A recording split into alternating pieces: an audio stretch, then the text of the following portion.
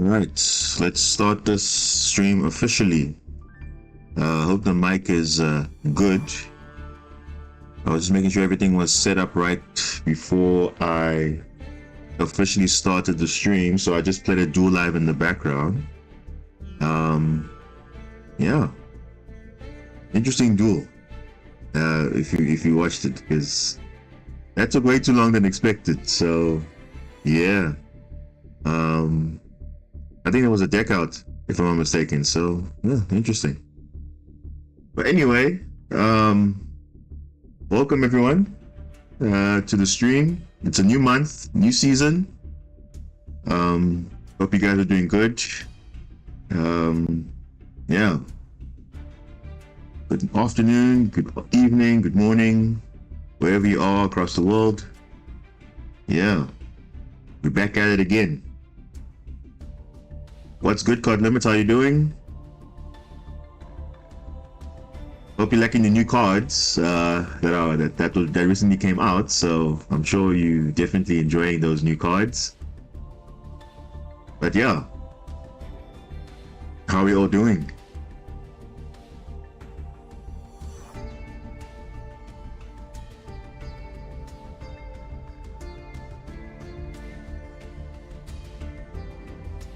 I'm sure you definitely enjoying those new cards. But yeah, how are we all doing?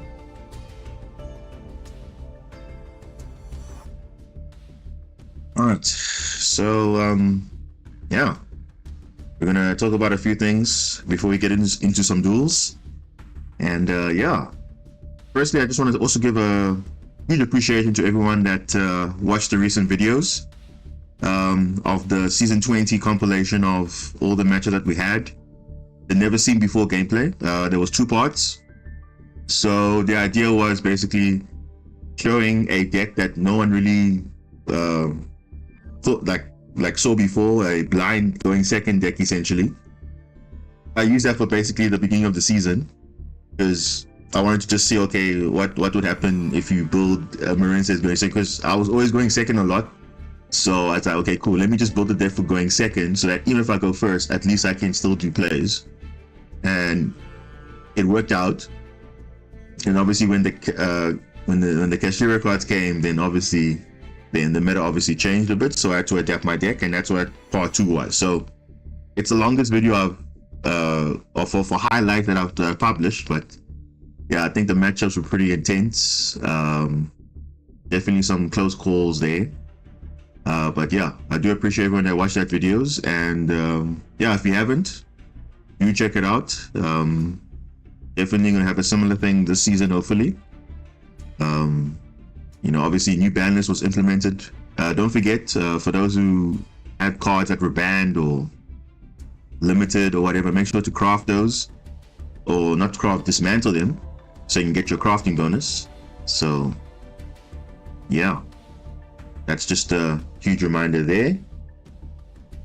Card Limit saying, I've been fiddling with the new Obelisk support Soul Energy Max. It's hard to work with only one fitted player goods. Yeah, the thing is, unfortunately, we are bearing the sins of Telement. So unfortunately, certain cards have got hit, which now reduces consistency of most decks. So like Terraforming, unfortunately, got hit. Foolish Burial Goods, a very popular card, also got hit. So it is what it is. But yeah, speaking about that, let's talk about what was newly added into the game with that update. So let's just go to notifications just to summarize everything.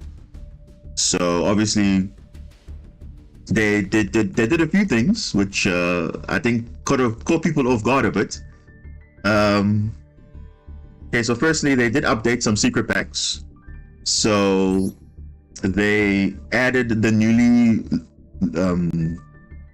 limited card MX7 Invoker to one of the secret packs, Pledge of Sword. So, and I think also one of the previous cards that was issued in, I think one of the earlier selection packs. I think it was another anime pack if I'm not mistaken, but they added the Royal Straight Slasher. That was a UR, so they added that as well, and the MX7 Invoker. Then they also updated the Blazing Warriors secret pack. That's where the pack where Rongo was. So the new heroic support, they basically added everything in, and then they obviously removed Rongo from the pack because it's obviously banned. So you obviously can't get it anywhere, which makes sense. So that's cool. So I like what Konami's doing now. They're finally realizing, okay, cool, we need to kind of update the game a bit because we don't want these cards to be not there for everyone to not access. You know, at some point, I think all the cards that were previously released in secret pack, in selection packs, should be in secret packs, because at this point, you can't still be waiting for cards to come out again in another pack. It should just be in the secret pack immediately. So, I like it's a good step.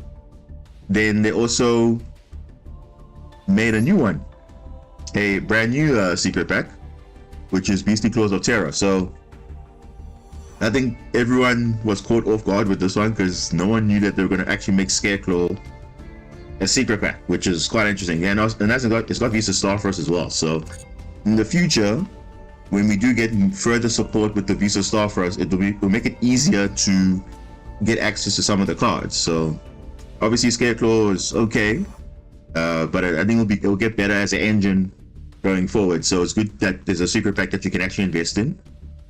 And then obviously the newly limited card Invoker is also in this pack as well. So pretty good. I think everyone gets a free pack. So I opened mine. I didn't get anything special. Ironically also, let's just check. I think one of the other cards is in here.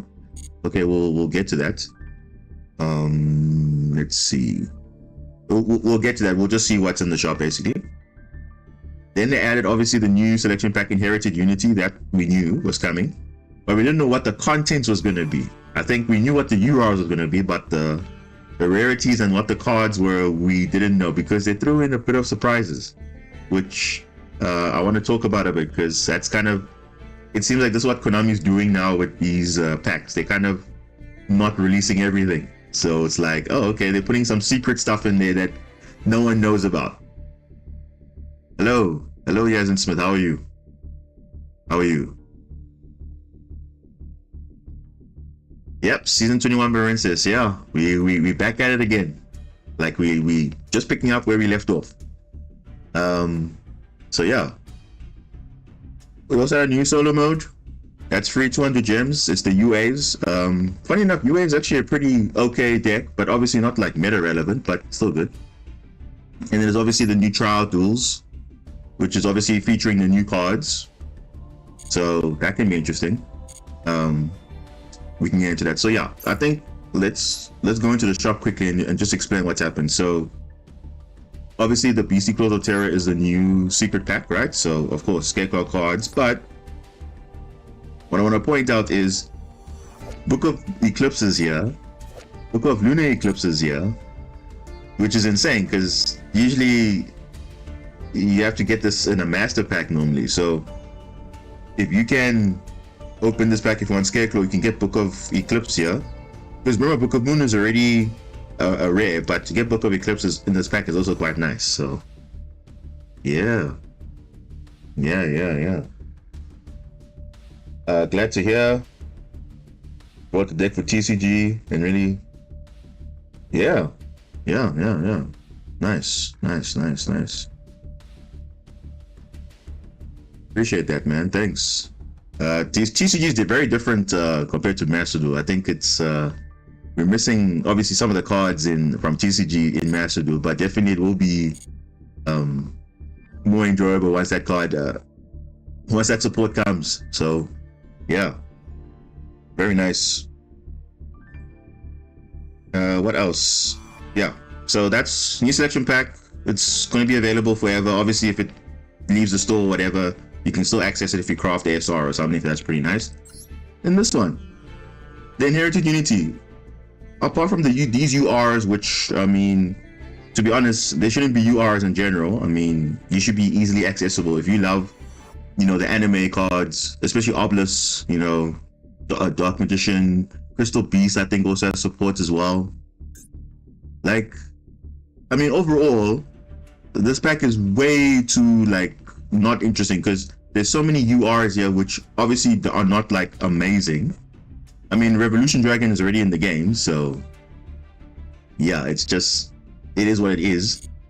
Utopia Rising, okay, it's fine, but I mean, it's not really practical now because Utopia as its own makes more crazy boards without this card, so it's okay. But yeah, I heard this card's pretty good. This card is pretty insane. It has a quite unique effect. Cannot be sure about battle. The cards in the field zone, in the battle phase, you can destroy them once your opponent controls. Pretty cool. So yeah, nice card. This card's also okay-ish, but again, I don't see it being dominated like in the meta game. Obviously, it will be good in the Dark Magician deck or Gaia the Dragon Champion deck, but I don't think it's going to be like that amazing. Then this one, I feel like this shouldn't have been a UR. This should have been at least an SR, because I mean, it's okay, but now the thing is, you probably, it has a good effect, but like, yo, this thing could, if this thing was an SR, I might have maybe crafted this a bit, because making it UR, I mean, like, Konami, really, no, like, I know you're trying to sell the pack, but I feel like if you're gonna go anime style, rather make everything SR and below so that people can actually play the cards. Because, I mean, honestly, who is playing Blackluster Soldier Legendary Swordsman, or who's playing a Blackluster Soldier deck in general? Let's be honest. I mean, who is honestly playing that? Probably one or two people, but come on. What's up, Mr. Perkin? How are you? How are you? Getting back to Master Duel. Have a lot of fun road decks for solo and casual with friends. I just want to make a serious deck though. Maybe Scarecrow or Salamangreat. Yeah, Salamangreat is actually a good deck to start. I think most people start with Salamangreat, then they build into Mathmech, because you pretty much have like most of the cards that you need for, you know, to start up. So, and obviously the structure deck is there, so definitely a good place to start. Scarecrow is okay, but it's more of a going second deck. But Salamangreat is good going first, going second, pretty good. It's obviously a Cyberus deck, so most of the Cyberus cards, Cyber support, like the Code Talkers and stuff, is pretty good. And yeah, that's all I can say about that. You know, pretty standard deck you can build. So yeah, I'll say that's probably one of the most budget friendly. You can also try Blackwings as well. There's also a structure deck there as well. You don't have to craft much if you want to build the deck. So I think that's also a good option as well. What else? Obviously, Obelisk was already here. Red Eye Soul. It's okay, but again, I mean, who's obviously using this card? I don't think many people are using it. It's obviously probably going to be an FTK enabler or something. But yeah, it is what it is. Pharaonic Advent. I mean, it searches continuous traps, so it searches floodgates. But I mean, again, you have to tribute a Fairy Fiend or Reptile. So probably Labyrinth can run this, but I mean, really, the deck's already so expensive, so yeah, I don't know. Again, like, the practicality, it's a UR. The problem is if it was an SR or something, then yeah, but it's a UR. And remember, Labyrinth's already expensive, so are you really gonna craft 3 of this again? I mean, you might as well just play normal stuff in Labyrinth, not to break your deck even more, so yeah. Mathmech is required for a strong Salamangreat. Yeah, look, for what I know, Salamangreat as a core, the core cards are there. But I think Mathmech is just an additional like extender for the deck, because obviously you do have Circular, you do have the Playoff Superfactorial, you know, all that other lines, but it's a very small package you run. But it does make the deck more consistent. Obviously, if you don't lock yourself into fires, obviously, but if you don't, then it's a Cyberus deck at the end of the day. So that is why most people you'll see, if they run Salamangreat, they also play a little bit of Mathmech, because you'll get your Salamangreat deck first, build enough gems and crafting material, then you can go into the Mathmech pack, craft something, get something there, and then, you know, use the two together. So yeah, it's pretty good. Just got the Trial Duel pack and got Golden Rule. Wow. But do you play Crystal Beast though? Because Golden Rule is actually a pretty good card, actually. If you're playing Crystal Beast though, it's a pretty good card because it literally places 2 Crystal Beast monsters in your trap zone, and you summon the Crystal Beast monster with a different name from your hand or grave. That's pretty insane. So you're not losing out on any value at all. So it just extends your plays and even starts your plays. So it's a pretty good card. But again, it's a UR though. So it is what it is. So unless you're a Crystal Beast fan, you're great. But yeah, it is what it is. What else? So the URs. This is something I didn't expect. So Konami did not tell us, or they're not supposed to, but they secretly put in these 2 cards.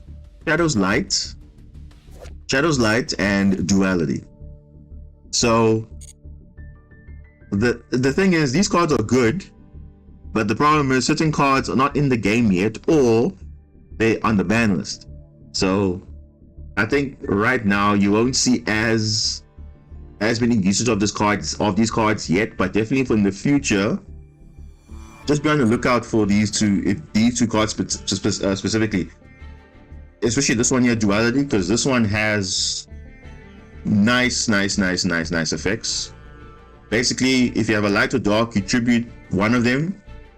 So one attribute will substitute another attribute in the deck or in the hand or extra deck.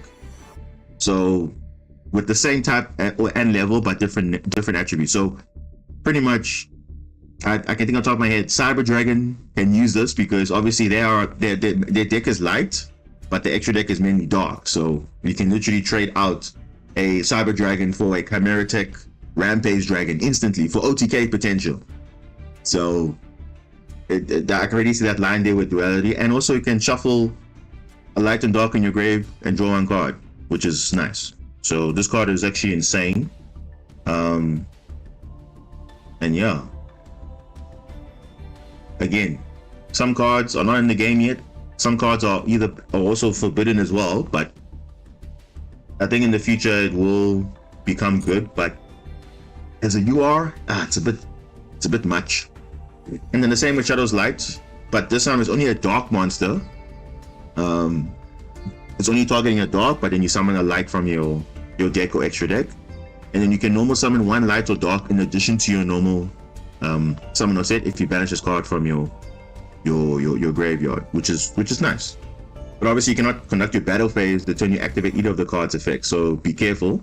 So ideally you have this card turn 1 and then you can do your plays, but if you do it like going turn 2 and stuff, it's a bit tricky because then you lose your battle phase. So just be wary of that. And that's all the URs. Again, nothing exciting really, but again, Shadows Light and Duality were the cards no one expected, so that's fine. Then the SRs. So from the top of my head, Soul Energy Max, that's Obelisk support. So I know this card is pretty much giving the anime type effect, so it's pretty good. But again, practicality, it's a normal trap, at least it's an SR, so it's fine. But I mean, why is everything else UR? So that's my thing. Gravekeeper's Inscription. It's unfortunate this card is coming now, like when Telement is not at its like full power, because pretty much it shuts off the graveyard completely. Whether you activate cards in the grave, banish cards, and special summoning, it's pretty much think of Exorcister. All their cards, all their effects of neither player can activate, neither player can summon monsters from grave, neither player can banish, all in one card, and you can choose it. And it's balanced because at the start of your main phase 1. So it's okay, but again, where was this a few months ago when Tears was running around? But okay, I mean, it's still running around, but not at full power though, but it's okay.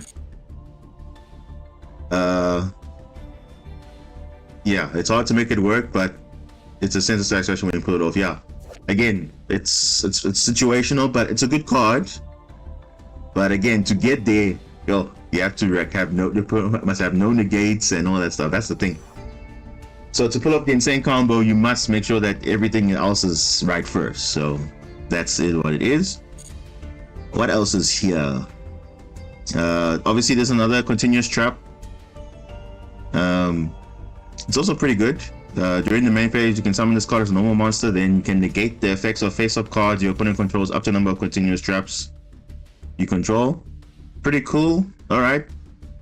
It's okay, but again, how practical is going to be, we have to see. Then we have Quadra D. So, people know DD, Triple D. This is Quadra D. This is a pretty nuts card, but yeah, I don't think DDs are playing this. But yeah, it has some use. You can just destroy a card in the pendulum zone, your opponent one, and then you just place that card in your pendulum zone. So it's pretty insane. But yeah, it's okay-ish. Don't know if DDs are going to be using this, but it's a SR at least, so not like a UR, so it's fine. Then Rocket Coda. Interesting that they released this card now. I'm like, oh, okay, I didn't expect this to come soon. So this is kind of like the hybrid of Rocket and Code Talker. So they made like one card that fits both. But obviously we have to see how practical it will be in Master Duel, because obviously, you know, Dragon Link already has a lot of cards already that they use. So I don't know if they're going to be using this card, you know, to summon off quick launch, because obviously it's a rocket monster, so it does count for quick launch, but I think they're actually better targets. So I already got Recharger, obviously got Rocket Tracer, so I don't think it's going to be good in a Dragon Link deck, but it could be good in a Code Talker Cyburst deck, because at the end of the day it's a Cyburst, but it can be treated as a dragon if you use it for a Burrow monster. And obviously if you use it for a Code Talker, you can also use it in your hand as well. So it's got some nice synergy there as a generic Cyburst support. So that's how I see this card, and it's nice because it's SR, so it's okay, you know. So, but I didn't expect this card to come out so soon, but it's here. Same with Black Meteor Red Eyes Black Meteor Dragon. It's like a circular in a way, but for Red Eyes, where you send a level 5 or higher normal monster from your hand or deck to the grave. And remember, not just any, not just a Red Eyes, any level 5 or higher normal monster. So you can even use this in Dark Magician if you want to, or anything that plays normal monsters, level 5 or higher. Free special summon increases level by 1, so it becomes level 7 essentially. Then obviously it has a graveyard effect where you can add Red Eyes Fusion if you're playing Red Eyes, but if you're not, it's pretty much a circular like effect. And there's no restrictions, like you can only use one monster attack per turn or something like that. So it's pretty nice as an extender, I guess. Maybe in Dark Magician, maybe, because you can literally send Dark Magician to the grave and summon this, almost like a Souls, but you know, it is what it is. What else? Yeah, this we've seen. This one, Rajin the Breakbolt Star. This is a level 5 or higher Light Warrior plus Earth Warrior, so very specific. Not too interesting. Not too interesting actually. Yeah, I don't know how practical this card is. Well, no, it can summon 2 level 7 monsters, warrior monsters. So, okay. I don't think it'll be that meta relevant, but okay. Then what else did I miss? Oh, of course, we can't talk about this without this card. Firewall Dragon Dark Fluid Neo Tempest Terahertz. This card is broken. Okay. Now, you're thinking, why is it broken? Remember, this card, complemented with another card which is not out yet, does so much. So why is this card good? Because it's Link 5, okay, but it requires at least 3 Cyberse monsters, so it's not that difficult. So it doesn't say affect monsters, it doesn't say at least 2 monsters with different attributes. No, it's just 3 Cyberse monsters, so it's pretty easy to summon actually. It negates monsters activated in the battle phase by your opponent. And then quick effect, you can send a Cyberse monster from your deck or extra deck to the graveyard, and if you do, it gains the attribute of that monster and gains 2500 attack. So think of it like this. You're going to send a monster from the deck or extra deck with a different attribute, of course. Then you'll gain 2500 permanently. It's not a once per turn. It's not like until the end of the turn. It's permanent and it already has 3000. So you send a Cyberus, you get 35,500. Then it can attack monsters up to number of times each battle phase, up to number of different attributes it has. So if you summon turn 1 on your turn, you can send a monster from deck to, ideally you'll probably send from the extra deck. Usually there's a monster that you will send to get a negate on field, but there's also, I think, the aggregator. I think it's the let me search this actually. Let me search this up. Looks like the mix of Firewall and the main monster of the villain from Brain's anime. Actually, no. You know where this card is inspired from? This was inspired from the Duel that they not in the last, because there was 3 seasons, right? So in the second season, this so Firewall Dragon, Dark Fluid, okay, was I think attacking a monster like that couldn't be destroyed by battle, and he had to remove different attributes. So he summoned it like with, I think, 6 attributes. So Neo Tempest Terahertz is the attack, but he summoned the attack multiple times. So that's the inspiration of this card. So it's pretty unique because it's basically Dark Fluid, but with the attributes, gaming effect, and everything. So that's why they just added that in. So that's where it comes from. The actual main, yeah, I think what was the monster? What was the guy? The guy that was in control with all that attributes or something. The one using judgment arrows or something. I can't remember, but I remember the anime. It's such a while ago. I can't even remember. The monster Bowman used, yes, yeah, that monster basically was like, it gained every attribute, and it couldn't be destroyed if you remove an attribute or a counter, and that counter gave it attack. So this card could attack infinite number of times, and then it kept reducing its attack, ultimately attacking like 6 times. So that's the inspiration of this card essentially. So yeah, let me see what. Let me search this up, guys. Just quickly. Yeah, let me open the browser. Okay, we're on the browser. Okay, cool. Let's search for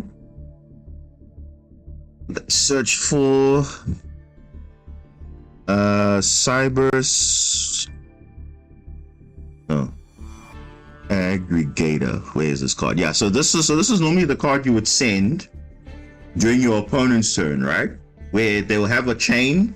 Let's say to fuse a monster, you will send this card off the effect of Terahertz, because this card has an effect when it's sent to the graveyard. You can target a face-up card in the field and negate its effects. So on the new chain, it will negate the effects of that monster, because obviously priority player will be them, and then you'll be priority number 2. So essentially you'll be chaining 2 when you activate this effect. So that's one target. Then there's another target, which is not in the game yet. I don't know why it's not. Well, obviously when it will come out, but there's a synergy here. Let me just search it.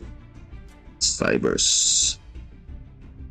So I'm missing quite a few Cyberus cards. Where is it? If I just get that card out, where is it? That fusion monster. Yeah, this one. Cyberus Durus Worm. This, or Deso Worm or something like that. So this card here. This card is another card you would send in your turn 1, because this is a quick effect. You can banish this card from your hand or from your field or graveyard, negate a spell or trap or effect. While we control a link 4 or higher Cyberus, which is going to be your Terahertz, it's a negate or spell and trap. So it's pretty cool. So you can send this to the grave, turn 1, it'll be 5500, and then on your opponent's turn you can negate a spell and trap, which is nice. Right, so that's a cool target. There's another target as well, which is currently in the game right now. I think it's I think it's duplication. Let's check Mathmech. Yeah, I think it's Mathmech multiplication. Yeah, Mathmech multiplication. So you can also send this when you're going for game, because remember, if you send multiplication to the graveyard, it will gain the Earth attribute, But then if this card is into the grave, you can target a Cyberus monster you control in the extra monster zone it will be. Its attack becomes double. So from 5,500 it becomes 11,000. So that's pretty cool. So it's like a buff access code talker but on steroids. So it's pretty cool. So that's the I think right now that's kind of the play you would do. So Mathmech is pretty happy with this card being in the game, the terahertz, because instead of going into access code, they can just go into this terahertz and then Mathmech multiplication, boost the attack, and go for game easy. So yeah, that's a pretty good card. So we're obviously missing, of course, more Cyberus cards, because obviously that's not the only firewall cards that we are that are there. There's obviously more, but I think we'll just have to see in the future what happens. But for now, it's an SR, which is nice. It's not a UR, so you can literally craft it and there's no issues. So unfortunately, you know, because if Marincess was not waterlocking themselves most of the time, we actually could summon this, because it's 3 Cyberus monsters, you know, which is not difficult in Marincess, because we obviously a Cyberus deck, but the problem is we are a water-based Cyberus deck, and normally our cards like Blue Slug and Dive restrict us to water monsters, so we can only summon Splash Mage only, but that's it. So that's kind of the tricky part. Unless there's a way to do it, someone can tell me, but yeah, I don't think we can run this at the moment, because we're not going to be having opportunities to summon this. So yeah, if you're playing Salamangreat, Mathmech, yeah, it's definitely something that you would want to run, especially for the future. I think in the future, definitely I will probably make a proper Cyberus deck once we get the actual firewall cards, because there's other firewall cards as well. Then I'll mix it with code talkers and stuff, because I do have some of the cards already, so it's not a difficult deck to play actually. But I like to get the full support, and then I'll try out the new deck. So yeah, definitely. But for those who want to try out now already, you can, if you play a Cyberus deck like Mathmech or Salamangreat, you can definitely craft this. You will definitely not regret it. So yeah, that's the SRs. In terms of the rarities, the rare ones, Clockwork Knights. This is the one that is going to be pretty insane. Again, inherently it supports Cyber Dragon, because you can now contact Fuse, because this card makes all monsters on the field become machine. So you just normal summon any Cyber Dragon, and then you just board wipe the field, and then you make your Cyber Dragon. I think it's a Mega Fleet or the other one. So, or Fortress Dragon, yeah, Chimera Tech, Mega Fleet, or Fortress. So you can literally just board wipe the field, which is insane. And yeah, you can also discard this card from your grave. You can banish this card, then discard a card and one Earth Machine. So I wish it was any machine, but it's Earth Machine. So again, not just good for Cyber Dragons, good for any, you know, machine-based deck, because obviously it boosts your deck a little bit, you know. So and that's, it's a rare, so it's nice. Again, definitely when the new support comes for Super Heavy Samurai, this might be a card to kind of play, but again, that deck doesn't really have spell and trap, so it's not really practical. But again, in other decks that play with machine, like the trains and stuff, they will love this. So yeah, and also reduces your monsters by 500 attack and defense on their side, but you gain, so that's pretty nice. Other than that, nothing too crazy here. And then what else? Oh, but this is already in the game, right? XC's on call. Yeah, this is already in the game, so this is going to be relevant when I think the Purely archetype is coming out. It's going to be very soon, I think, because obviously it involves materials underneath and it gains effects. So this card basically says detach all the materials from it and return it to the extra deck. That's the only way to deal with it, pretty much, because this affects the player, not the monster. So even even when Rongo was legal, this was the way to out it, essentially, because you detach all the materials, then it loses all the abilities when it's when it doesn't have material. So it's a rare. So on top of Book of Boon and all those things, you might try this out when that deck comes out. So, and I say about this as well, cards and effects cannot be activated in response to this card's activation, so they can't negate or anything like that. It's literally just going to resolve immediately. So yeah, it's a very interesting card to experiment there. And yeah, I think that's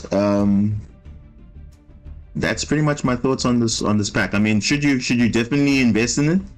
I mean, yeah, if you play these cards in your deck specifically, yes, play it. But if you're not, you'd rather craft what you need and then you go from there. Because I could literally spend 1,000 gems now, but it's not going to be worth it because I'm not going to play most of those cards anyway. So I'd rather just craft what I need and then move on. So the same with the Ishizu cards when they were in that pack with the, I think the Wind Dragon of Ra or something like that. You just craft what you need and then you go. That's it. So that is what I've said about that. We do have obviously the dual trial, but we'll get to that probably later on in the stream. Let's try and get into some duels. I think that's the more important thing. Let's try and see what we can do. Try and push. I played one game, but the guy quit very early. I think I resolved like Ash Blossom or something on his max and he quit. So we currently in Diamond now. So obviously we deranked from Master, so we're in Diamond rank. So the grind pretty much starts. And yeah, it's the same deck that we left off with. So let us continue. See, I haven't even changed the name yet. It's still saying season 20, so I'm just using the same list exactly. So yeah, let's get on with it. Okay, going first. Love to go first. All right, let's see. Hopefully we don't get screwed over. Okay, it's not bad. Not bad. So we have a choice, right? We can either summon Mandarin, go for our Marincess play, or we can just summon Barrier Statue and pass. But the problem is we don't have something to back it up, because they can just summon a normal summon monster and then get over it. So I think we'll use it for probably a later play. I think let's go for the Mandarin play and see what they have. Doesn't look like they have anything. Let's try and let an Ash Blossom, an Imperm, or something. Let's see. Do they have something? They don't. Okay, so we can go for our... Wait, what? Wow. The same thing happened in the other duel I was talking about, where you're not even doing much plays and then they just scoop. I don't understand. Like, I really was going to have nothing crazy as my end board, but I guess they quit. That's interesting. We can find out what they were playing.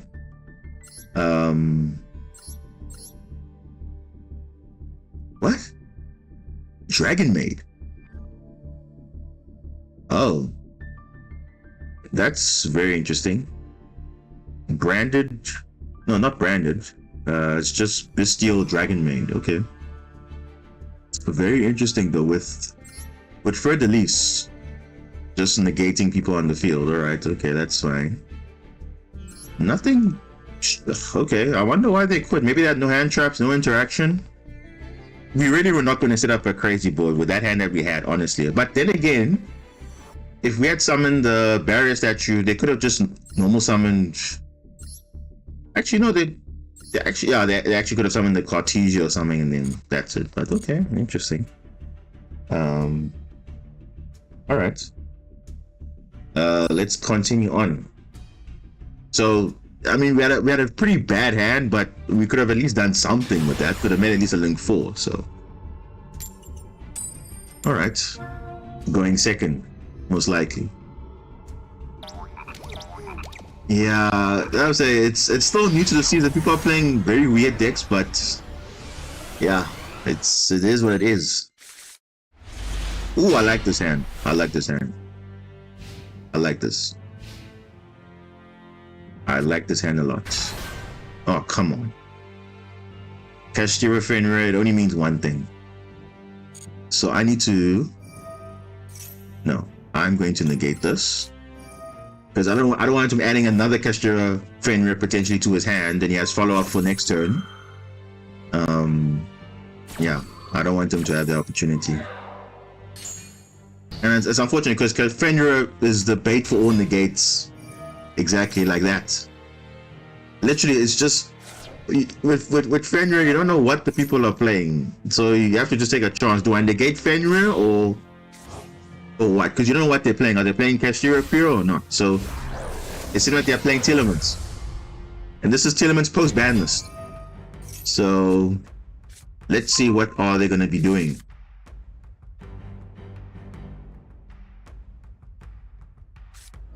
Okay. And remember, they can only summon they can only fuse and summon twice a turn. What? Wait, what? Jalgan. Whoa.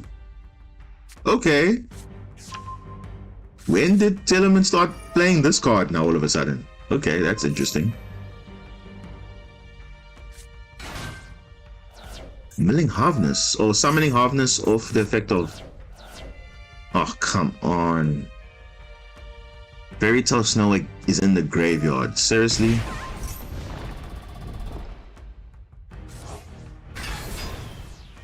Level 4 Tuna, Destrudo. Huh? Oh, Chaos Ruler, okay. So this is the way to play tiers now. Punk Telemans. That's probably the way forward now. Ooh. Nibiru. Okay, so that's good knowledge, because now we can't do a lot of plays because we know they have Nibiru now in their hand. Fairy Tale Snow. What?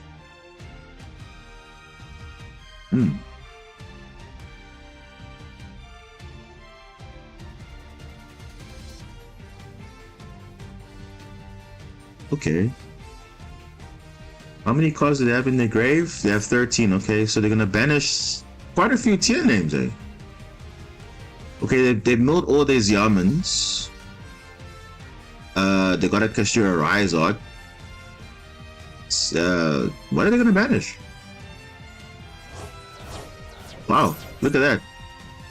They're just banishing all their tier names, clearly. Rhinoheart, Sharon, Heartbeat, they just don't care. That's crazy. That is crazy. What are their plays? So now I have to think about a strategy now, how to play around or play into Nibiru, because yeah, that's going to be quite interesting. Dark, but I don't have a dark monster in my graveyard, so why are you summoning this? What?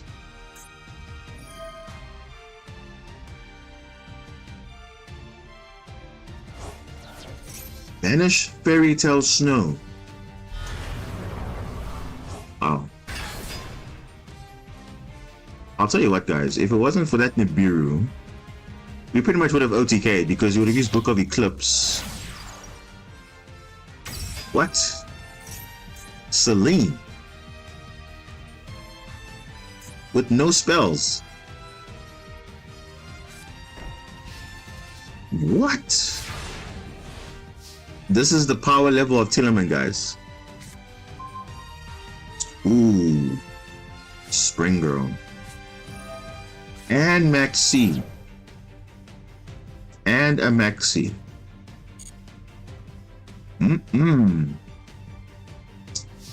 So, we have a choice. But the thing is, Fenrir is also on the field, so he's just going to be a problem for us, to be honest. And we know we have Nibiru in his hand. So, you know what?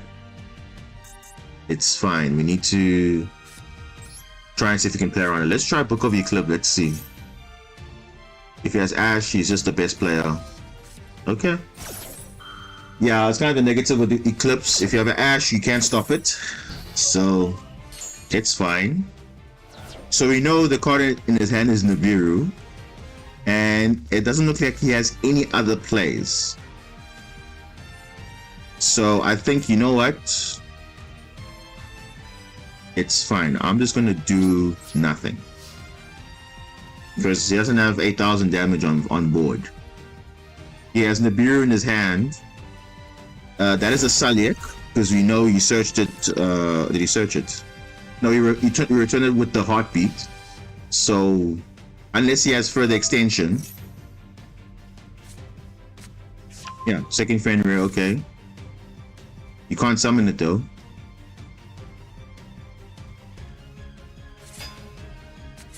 Oh yeah, so that's it. 25,850 damage.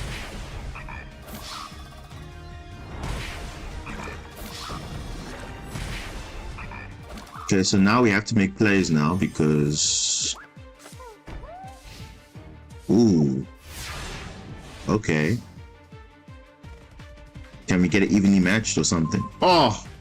Wow. I literally called it. Evenly matched. You love to see it.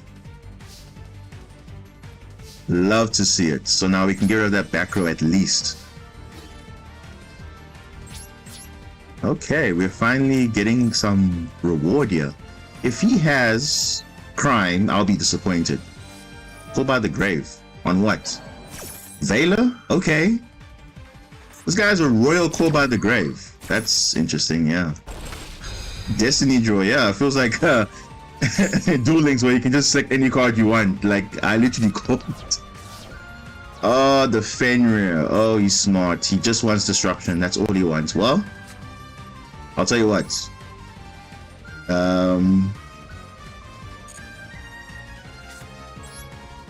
We can just do this.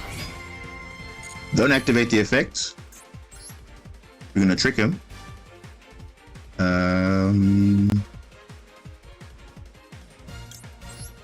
Gonna use the effect of this.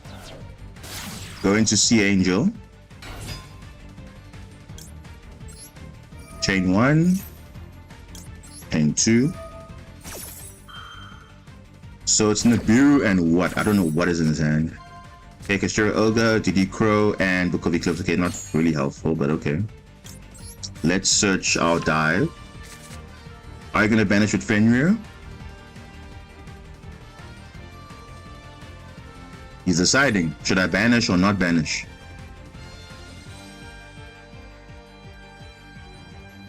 Well, I have normal summon, so you would think, okay, I have no plays, but...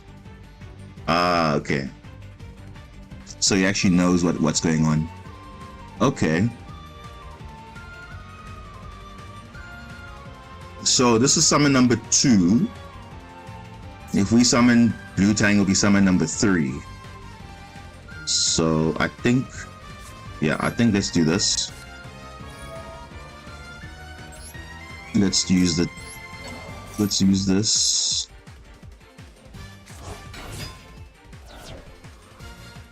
Again, we will not activate, or I think we should. I think let's just activate, yeah.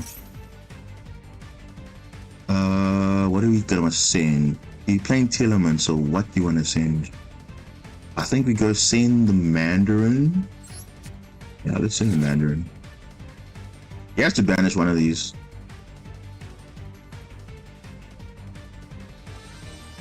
No? Okay. Yeah. That's fine. That's totally fine.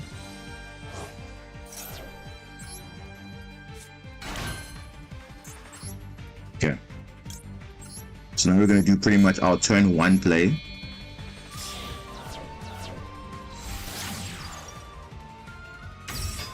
Wait. Nibiru is live, I think. Yeah. But if he does that, he'll tribute his own monsters as well. So his Fenrir is also going to be gone, so I think he has to be smart about that. Okay. He'll get rid of it now. Alright, that's fair.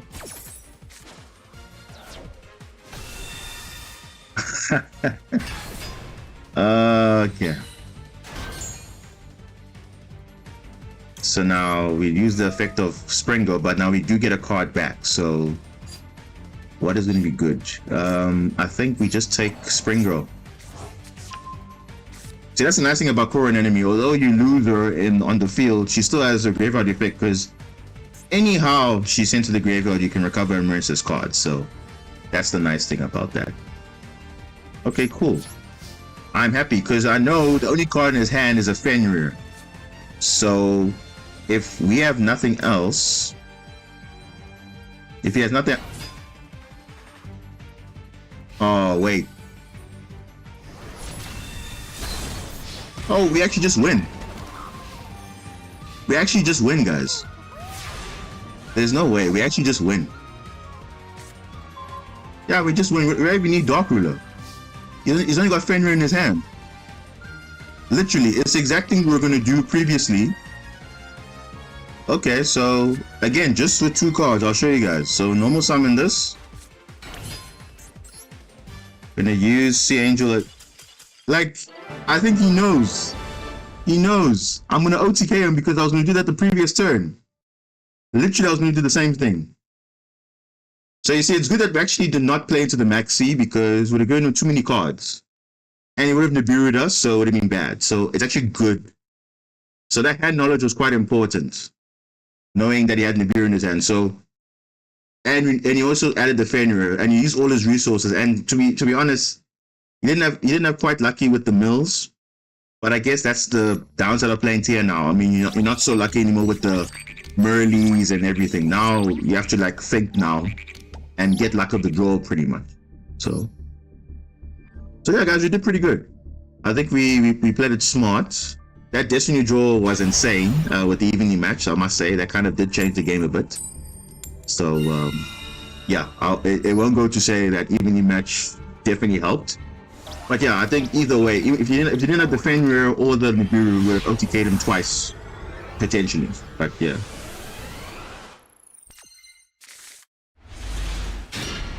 Yeah.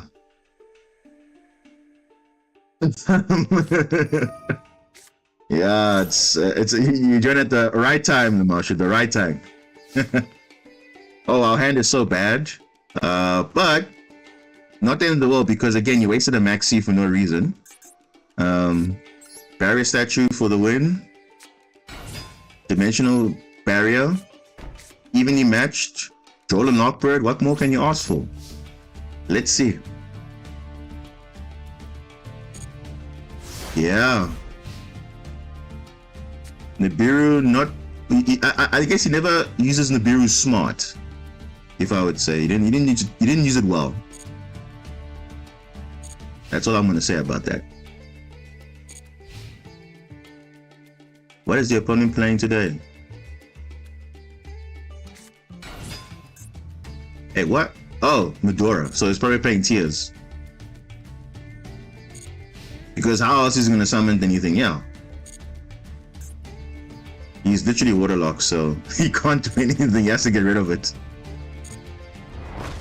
This is where Book of Moon would come clutch because you can prevent your monster from being destroyed or something like that. So, that's it. What? That's all. No plays in his hand? Okay. Oh, there's a Marincess name, finally. Jeez. Alright. Whatever. And we do have D-Barrier if he wants to fuse. Okay. Okay, so we know he's gonna shuffle stuff. So I think what we need to do, instead of going for Loose Slug, he'll just shuffle my cards away. So I think I'm gonna go for Sea Angel first. And let's see what he does with that.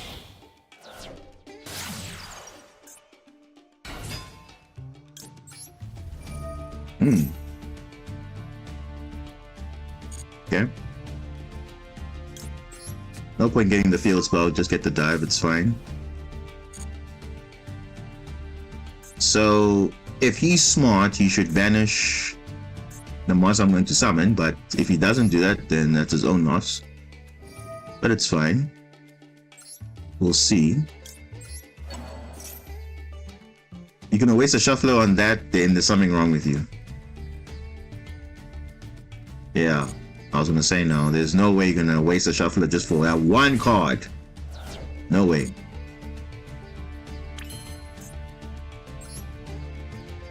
Okay.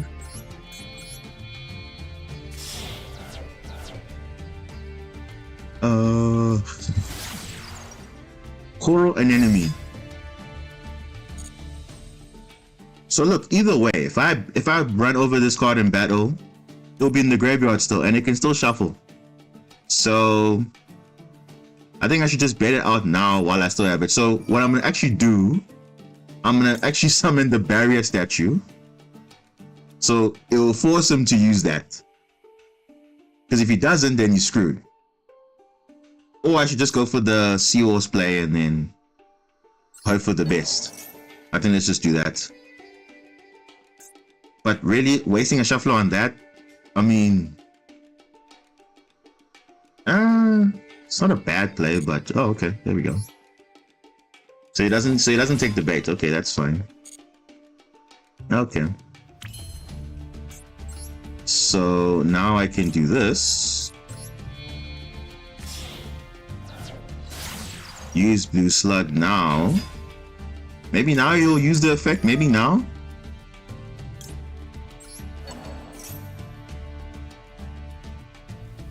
No. Okay. Okay. So now I know that that information is done. So now I can do this now. So let's try and crash into it. I mean, it'll be in the graveyard, that's fine, but we can get some damage at least. Or maybe this guy has an evenly match. I don't know. Maybe. I don't know. We'll see. But that'll be quite devastating if he has one. Oh no, he doesn't. Okay. So that's fine. Now we can go into Coral Triangle. Get back a Marincess card, which will probably be the dive. Because dive is just so good. Very good. Please shuffle my link monsters away. No, you will not shuffle. Why not?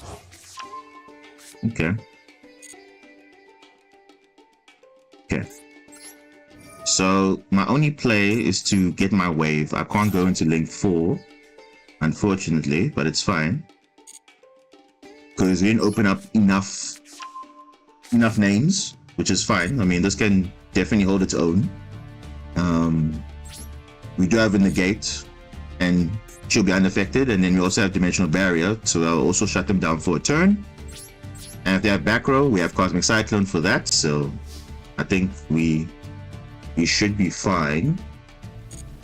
Obviously the shuffler we have to worry about if we're going to use Coral Triangle's effect, but we have to see how the game goes, what he does.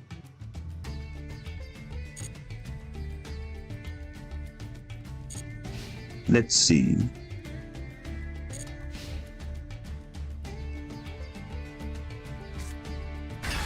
Oh, come on. Unicorn?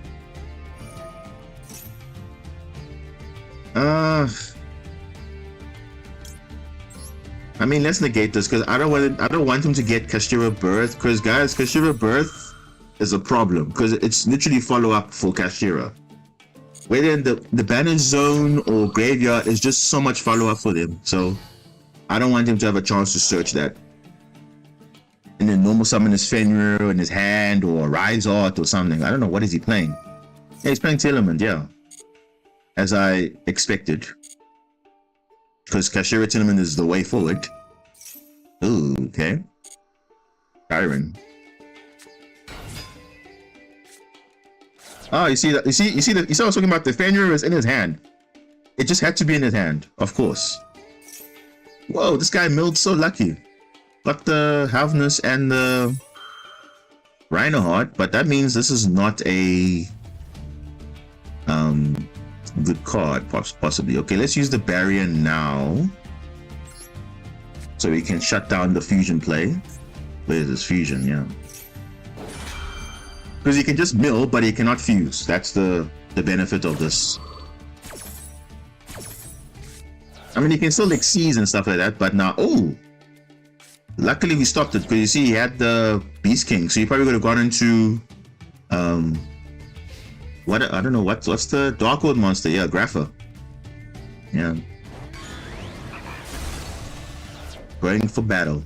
Oof, and he opened up my field for evenly match. Ooh, it sucks to be him, eh? Sucks to be the opponent. My field is open, so I can use evenly match.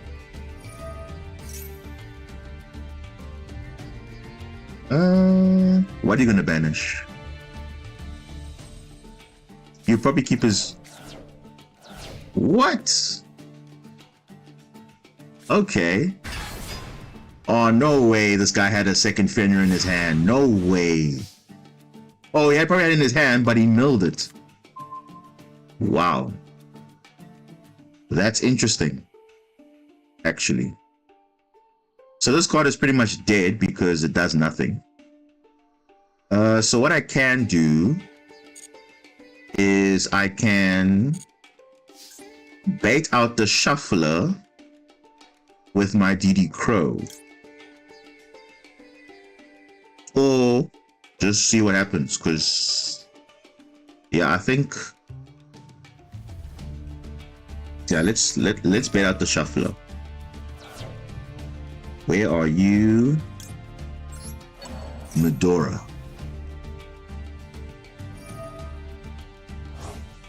Like, he has to banish the Coral Triangle. He has to banish it.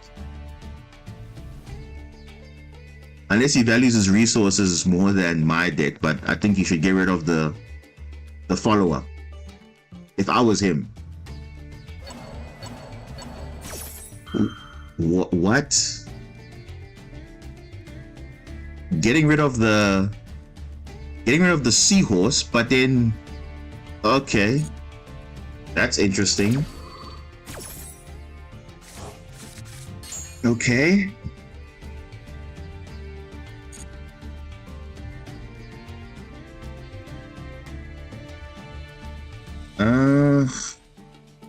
What did he shuffle back? He shuffled back Fenrir, Rhinoheart.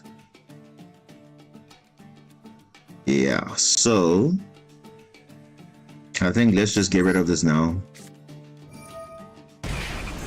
In case he knows that, gets that Rhinoheart as a top deck for some reason. Okay. So let's use Coral's effect. It's fine.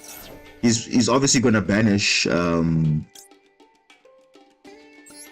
obviously banish the Coral anemone, of course. He's going to. So. Doesn't have a choice, he has to banish it, so. Yo, it's like you don't even have to do anything, you just activate a mouse effect and then just declare. So again, we can't do anything because he got rid of our Seahorse, but it's fine. Maybe we can put Draw and Lockbird in defense, maybe just for protection, because he's gonna banish with Fenrir's effect next turn anyway, so let's just put the Draw in defense. It's kind of unfortunate because I would have run Fenrir in my deck, but I just value Wave so much I don't want to run it, but I don't know. Like, yeah, this card is just crazy, man. Yeah, really crazy. Look at that, he literally has follow-up. This one card does so much, and it's so generic too, because it literally adds itself. That's even the crazy part, you know. It literally can add itself. So imagine if this card was at 30, it would just be like the most broken card ever, like next to Maxi, I think. Given that we are in a best of one format, so.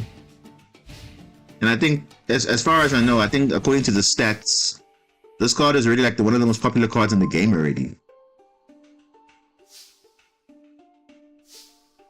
Okay, we got a Battle Ocean. But the problem is now...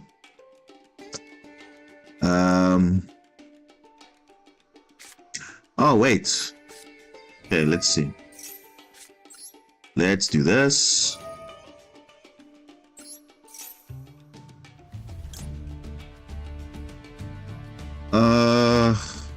What do we summon from the deck? Oh, we have literally options. Okay, let's do this.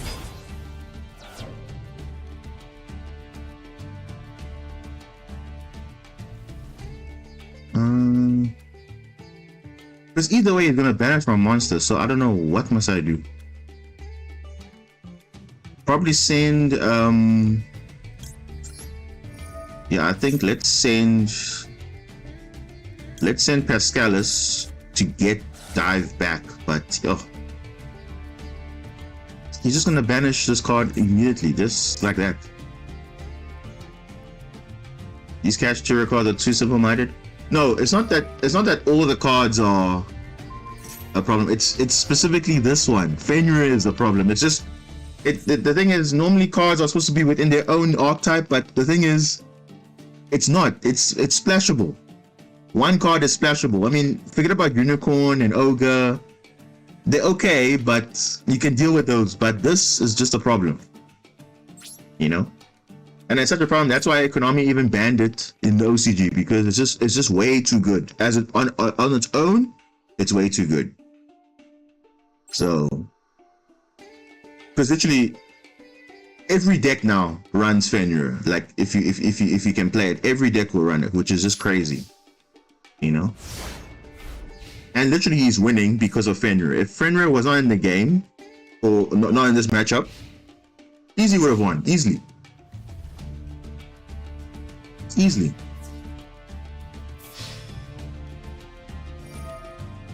And now you're getting rid of my my field spell is also gone.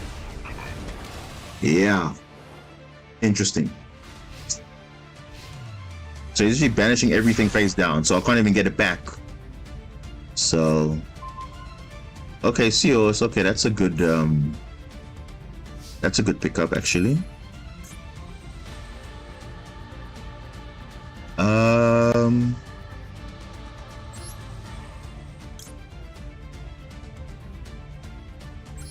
Okay, let's get this.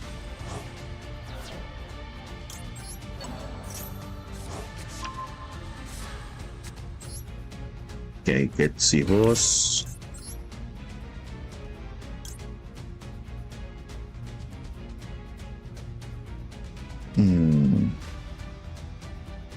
What can we get back? Wait, when did he banish? Oh yeah, he banished it earlier. I was about to say, like, because my other Sea Angel's gone. Okay, that's fine. What can I do to get rid of this? Is there a way to play around this? Yeah, I need to link off this definitely so I can get it back, but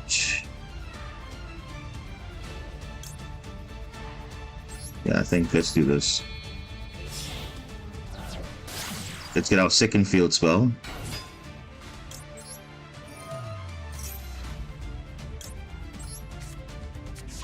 Yep.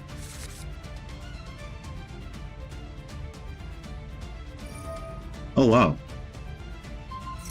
He actually took the wow. He actually took the bait. That's interesting. So now we can summon Blue Tang normally now. Okay. We might be in this a little bit. Let's see. Doesn't look like he has an Ash or anything. Okay, that's good. That's good. Spring Girl. Wait. Yeah, let's send Spring Girl. Then we can use. We don't have much now. Link ones are done, eh? We need to be smart now with the oh, okay. Oh. So we can beat over it. Let's just do something, yeah. Let's see what we get off Blue Tank Excavate, because we can get COs back and then we can go to a Link 2 again. So it should be fine.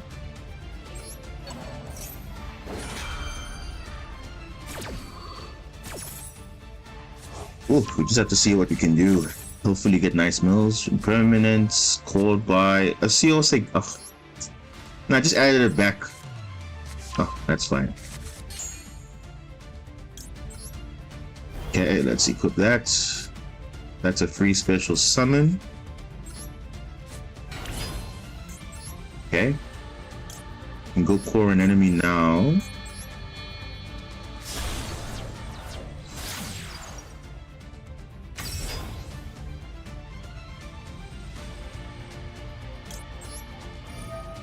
Let's just use the equips because we don't even equip one at a time.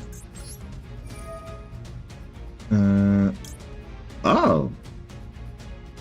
Okay. We can summon the barrier statue back. That could I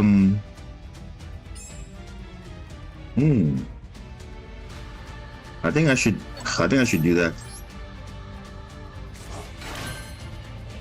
And that way he won't be able to summon the Fenrir in his hand because it's an earth monster. And he won't be able to special summon anything else. Okay, so I will stall him a little bit. Let's see what he can do. Evenly matched? No. Wow. Wow, this guy evenly matched. No way. So now we have a choice now to keep.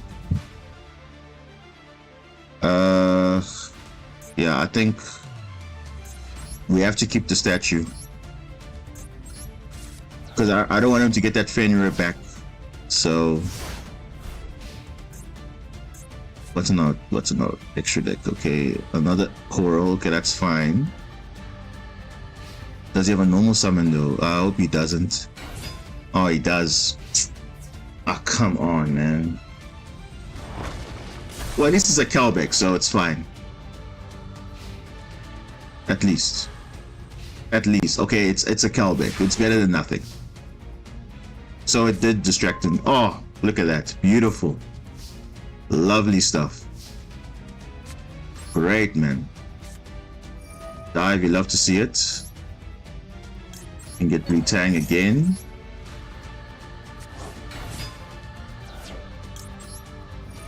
So now we're playing with no ocean, but we can still do something.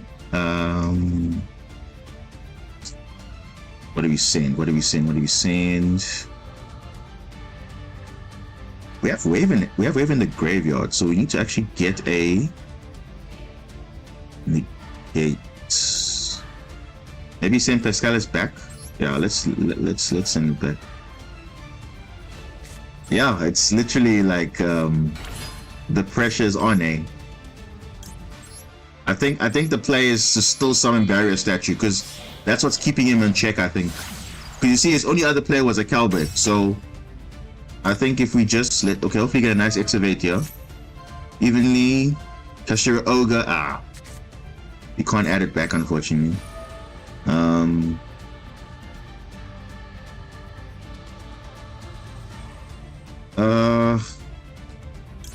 I think we should just summon the statue again. Because I know he has a Fenrir in his hand, so I don't want him to summon it again and give him a chance. So at least with this, I know he doesn't have water monsters in his deck apart from his extra deck and Rhino Heart. So unless he mills that, but if he doesn't, then that would be great. It'll give us a chance at least. Yo, if he top decks something nice, that would just be unfortunate.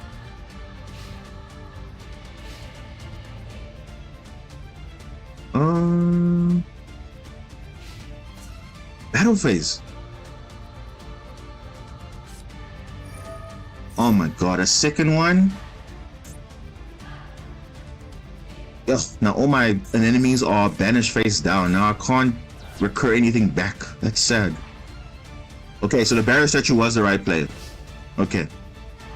So we can do something. Ugh. Okay, no, we kind of can't.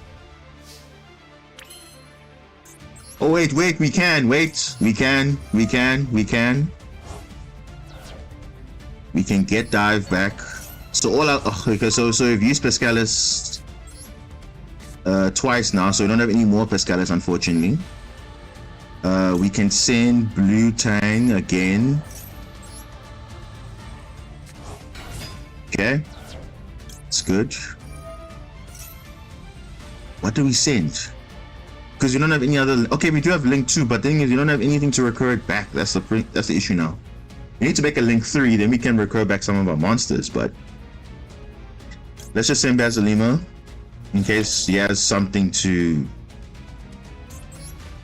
link off into Crystal Art. No, I don't think that's a good play.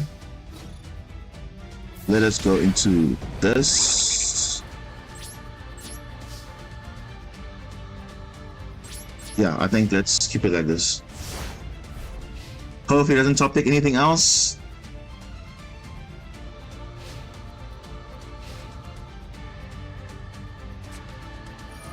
Oh, come on. History Rebirth? Are you serious? Oh, huge.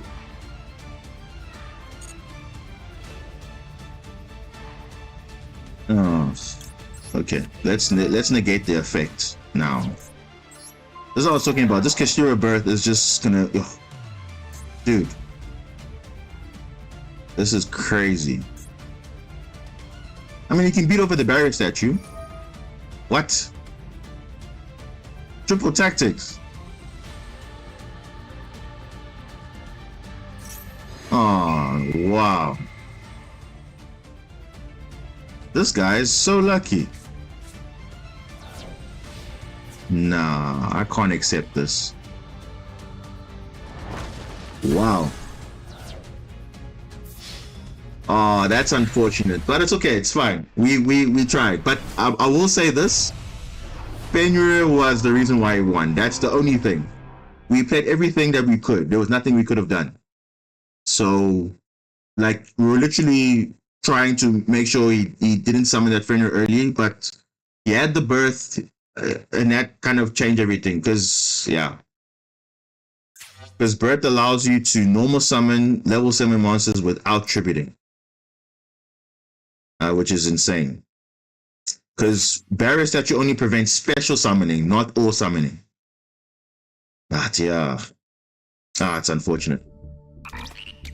Again, a non-Tillman card carrying him through. That's crazy. Like, what was it there? Yeah, 2 unicorn, 2 Fenrir, 1 unicorn, and otherwise a full-on, pretty much standard Telement, without Merlia, of course. But I mean, obviously the main star of the show was Fenrir. 14 turns, and I think half of that was just dealing with Fenrir. I think that's crazy. So if that card doesn't tell you, that dude doesn't tell you how powerful Fenrir is, then I don't know what is, because yeah, that was way too crazy.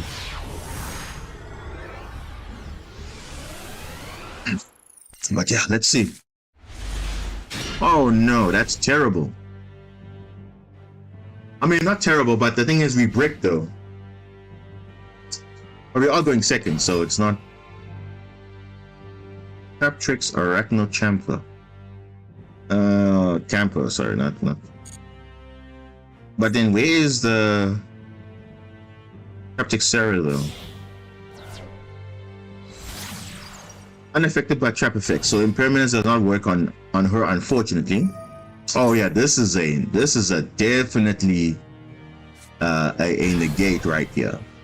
Prowler Exceed. Oh no. Oh no. There's no extension of level 4s here.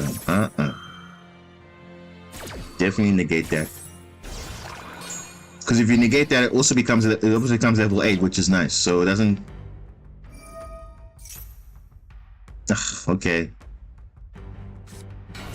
Mamelio just activates for the sake of activating. Okay, whatever. And it obviously just triggers this. What are you gonna set? Hotel, okay, it's fine. One thing about trap tricks, they lose to silly stuff like Harpy's Feather Duster, evenly matched. Book of Moon, actually, because some of their cards require them to be face up. So if they face down, then they can't activate the lingering effect. So it's good to know those things. There's probably going to be a Baguska. Yeah, Baguska also doesn't. Baguska also loses to Book of Moon and those things. So because remember, if it was an attack position, then obviously we cannot target it. But Book of Eclipse does not target. Wow. Wow. If we okay, let's Book of Moon the Baguska.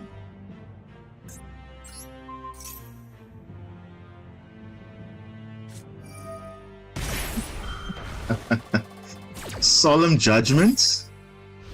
Solemn Judgment? Do you think that's gonna save you? I don't think so. That's why we have Book of Eclipse as well. Hello? Okay. Okay, opponent, whatever. What is this? This is probably an impermanence or something? Most likely. It's fine. Mandarin, going, is that a floodgate triple? Doesn't look like it. So let's see if we can try and OTK him. Let's see. Let's see. That's an imperm. That's an imperm. Oh, it's this trap trick nightmare nonsense. Oh, okay. Ah, that's unfortunate. That is unfortunate. Wow. Unfortunate. Set that same one again, yeah. Ah, whatever. It's fine. Yeah, there was no way we could have played around it, to be honest, because that activates when a monster is special summoned. And unfortunately, those cards activate when they are link summoned, so we couldn't avoid that. But we did play around the Solemn Judgment though, so it's not. Wait, what did he add? Oh, Hotel. Okay, it's fine. Ooh, yeah. That's crazy. That's insane. But we're not at the game though. So now we just have to see now. So remember, if we set a card face down, he's gonna summon this where's Momelo? Where is oh, it's in the Baguska. Alright. It's fine. Yeah. Let's just set. So he's gonna draw 2 now. Because obviously we couldn't OTK him, unfortunately, because of the Breakhold Traptor's Nightmare, which is fine. But you know, again, all these archetypes have some sort of negate type cards, which Marincess doesn't have, except for the wave. But that's just a monster negate, not a negate anything.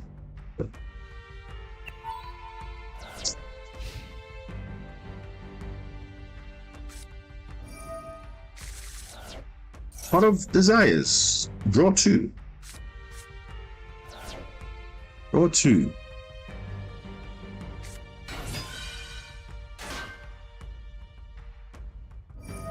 Now it's weird because he's negating his own monsters with this Baguska on field. You should change it to attack position. But then this will still activate because it just says if you activate a Trap Chase monster's effect, you just summon from the deck. But the stuff is oh. Gravedigger's Trapple, okay. The Scar level 4, plan normal trap, draw 2, okay. It's fine. Alright. And now you put in attack position. Huh?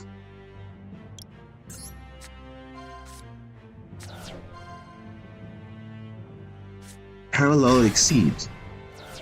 Level 8. You can't make anything with that unless he makes access toad or something.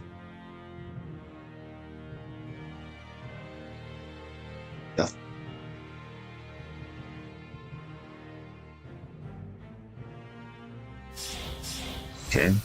Yeah, the Pingulika is fine. It's okay.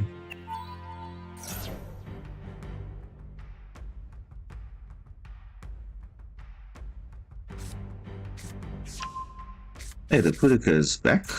Yeah, Pudika is insane. Is this lethal? Yeah, more than enough lethal. 2,000, 2,000, 2,000, 2,500, 800 yards.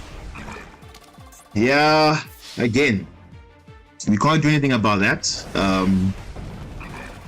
It's not like we're outplayed.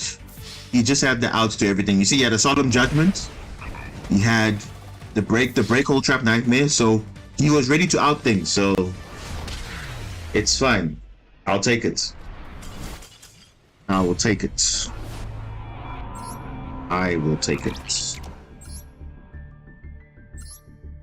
It's kind of unfortunate. Now we're getting these weird opponents, and it's like, it's not because of anything. It's just because of unfortunate hands and them having good draws and stuff.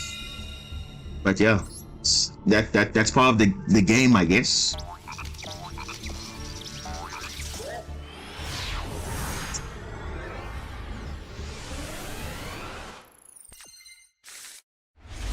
Yeah, this is a okay-ish hand, not an amazing hand, but we can do something with it. Because you already have Ocean and Dive, so literally whatever you do now is just like, you know, a bait. Maxi probably. Because why not? It's not Master Duel without Maxi.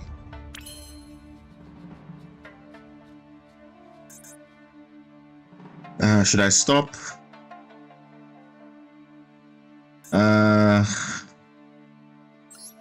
I mean, yeah.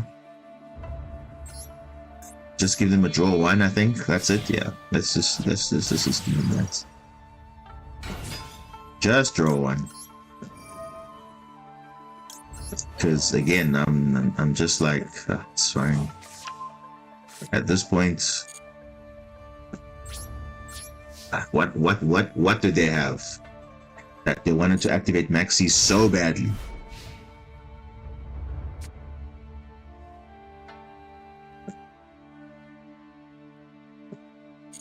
Oh? Yeah.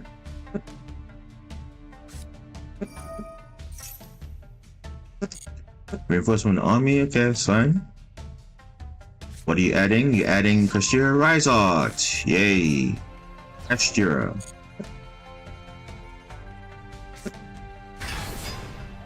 Of course. Kashira Fenrir, they always open it.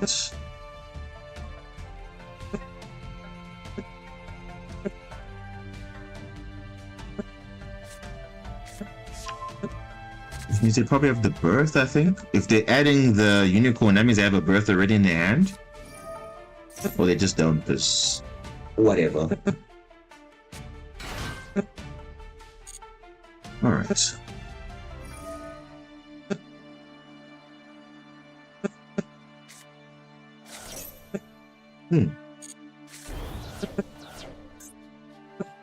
Wow, those are pretty good cards to banish. Triple Tactics, Goes in Match, and Duel and Lockbird.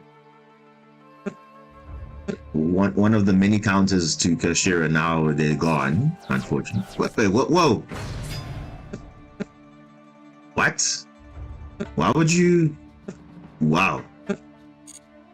He values birth so much that he had to tribute summon Unicorn. That's a sight you don't see every day. Because he can get back the Fenrir or the Kashira Ogre from the banner zone or the graveyard. So, and obviously it's a pretty powerful card anyway because it does have, you know, nice utility. So, and using DD Crow is useless because, yeah, and this thing doesn't target, so it's a bit broken that way. Yep, Fenrir. Literally gonna be a 1-for-1 trade. He's gonna activate the effect to banish this and then attack. So it's like, what even is the point? You know? An easy removal. Easy. Then Unicorn's also going to activate as well in the battle phase to also banish a card from extra deck. So it's like, yeah, what can you do?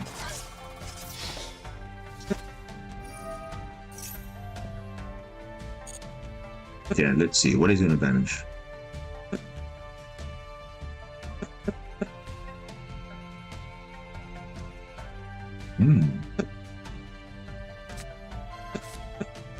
Okay. Marble Rock's a good, actually, a very good, good target. It's a good target. It's not a bad target actually at all. Because it actually does a lot actually, so not bad. Maybe he's played Marincess before, so he knows. Okay, look, you don't have a chance. Shangri-Era. Zone locking? Is that what he wants to do? Zone locking? Oh, dude. Evenly matched. You just love to see it, eh? That's just like the best top deck you can ever draw. That's crazy. Summon all you want. It doesn't matter. Unless you have a preparations in that zone, but I don't think so.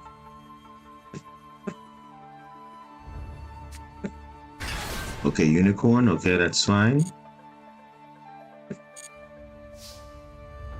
Now, if the opponent is smart, he's probably going to keep Birth on the field because that's literally his follow-up.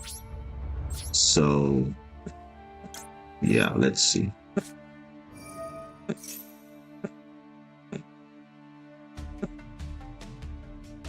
Yeah, let's see if he's gonna. I would keep Birth. These are not really that. What? Why would you get rid of Birth? Like, your follow-up was like right there. Unless that face down, you're telling me is like crazy. Because I don't know what that is. Huh? Oh, okay. Okay. I literally said it, it's either preparations or something. I'm like, why would you get rid of the Birth? Like, okay, whatever. Fenrir was in his hand. Yeah, dude, come on.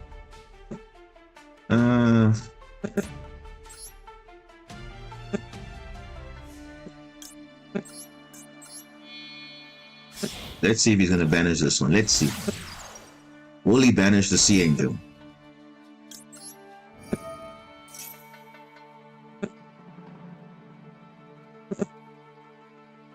That's awesome. Okay. Yep. So his hand is getting thinner and thinner. That's fine. We'll see. Wow. He actually takes the bait. That's interesting. We could go unaffected. That line is there, in the sense of unaffected Bubble Reef or Argonaut. Because there's no... yeah. The thing is, if you use the Lances, he's just going to use preparations again to bring it back. So, I think... yeah, let's see. Let's see. Well, let's see what happened. I'm not sure what's gonna happen here. Let's just see. Summon from the deck. Blue Tang. Blue Tang gonna send Spring Girl. Because we already have Mandarin engraved, so that's fine. Send Spring Girl. Now we can link into Slug. Chain 1. 2. I mean, Ash is already resolved, but we just do that for.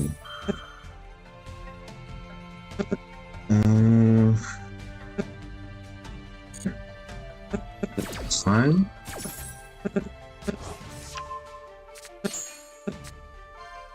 Really match. Permanence. That's okay.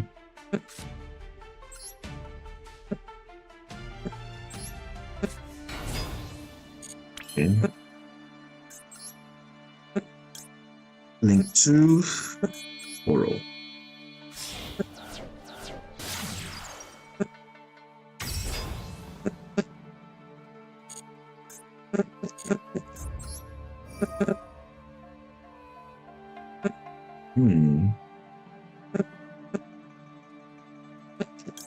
It doesn't really matter at this point. It's fine.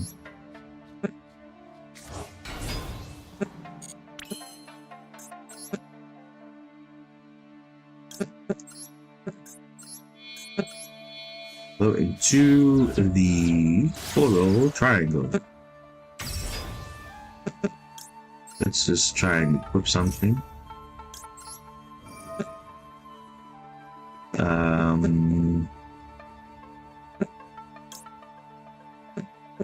Yeah, let's go for the. We're gonna try and go unaffected here. I'm just gonna experiment. I'm not really comfortable with that, but let's just try it out. Let's see what happens. If something's gonna resolve from that, but I don't know. Because this Fenrir is just gonna be a problem. So we can do this. Just got you. We'll get the negate online. And then use this. That's this. And because we control 2 or more Marincess monsters, we can summon this.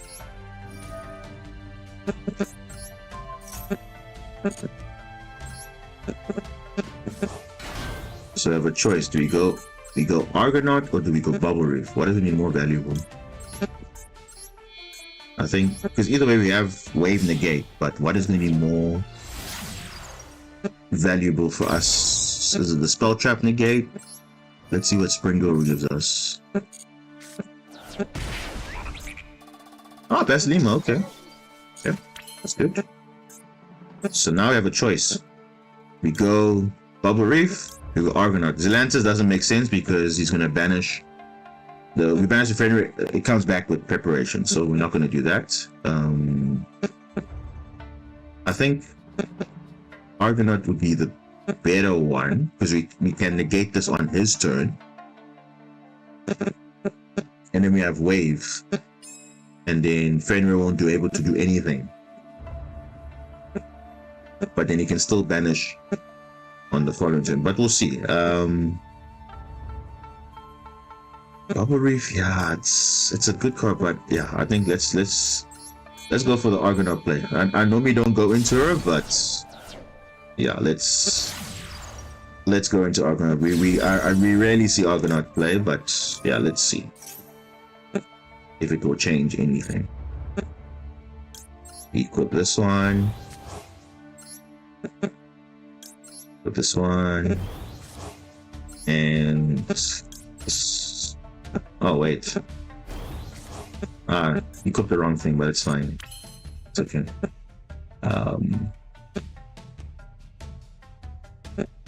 And then that's it.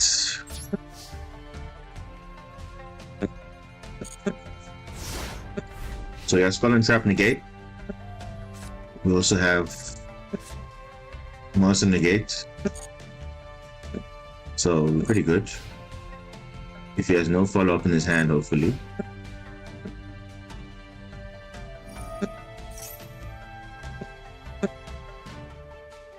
Yeah, I think, and I know what he wants to do. And I'm gonna say no. I'm not gonna add a Kashira monster to your hand. Yeah, I don't think we're gonna do that. And Preparation is gonna activate because he's gonna look at my hand, banish one face down, probably. Yeah, that's fine. Do I want to negate that effect? Probably not, eh?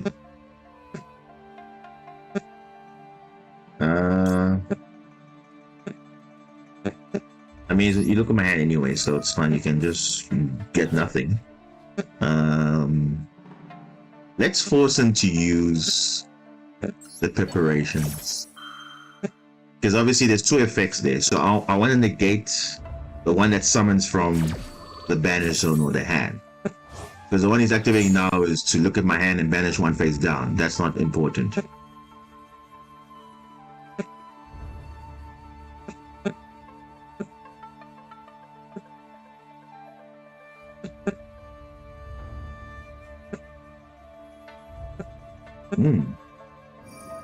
Yeah, there it is. That is a negate. That is the negate. So the one that summons from the hand or the banish zone. So let's do this. Yeah. So now you can't do anything with this Fenrir because it's negated. So. Oh wait. He has a Rizard. Where did he get that? Oh. He probably had it in his hand anyway.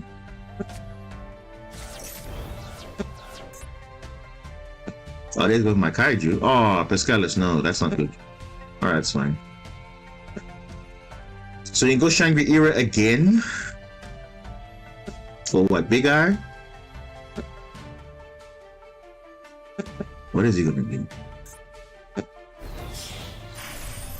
Oh, Dark Arm. Oh, that's not good. So Dark Arm, guys, can detach two materials essentially and destroy a field spell. Yeah. This card is crazy good. Yeah. You know, that's why sometimes... you know, when your deck has so much, like, plays, options, like Dark Arm Dragon, like literally that was the counter. Dude, what are you targeting? You targeting the current enemy? No.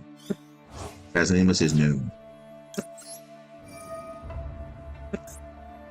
So now if you want to crash, you crash into my monster, because that's what the... Oh!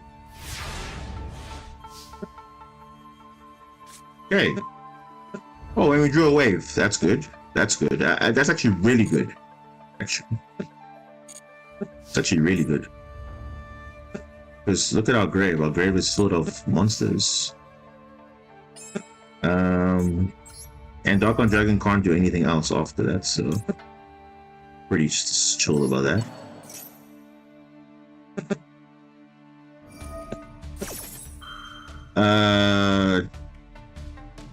Oh, it's my turn. Oh, I forgot I thought it was my opponent's turn because I'm like, why can't I negate that? So I forgot only negates on your opponent's turn. Oh, and you're back.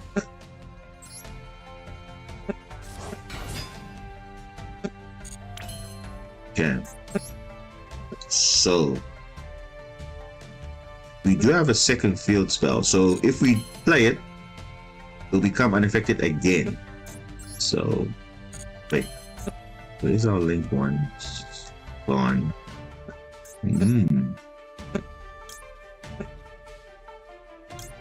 Let me just go into this again.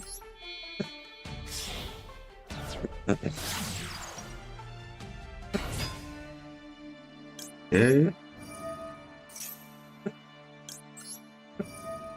We do have a wave, so we're not too worried about negation and stuff. Barrier statue. Oh, that would have come in clutch. Like, if it was in the graveyard the previous turn, then it would have been quite nice. But it's okay.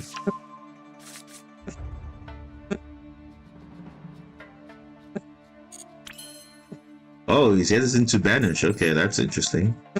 So we can go into what? Well, first let's make our monster's huge.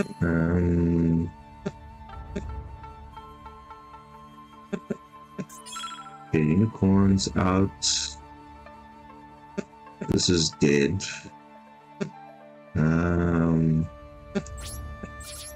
Yeah, I think let's just crash into battle.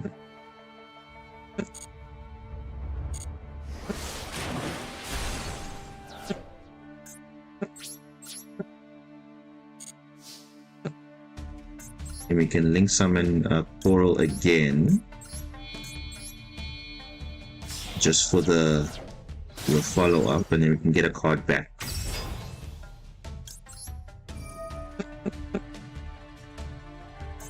The question is, what do we add back?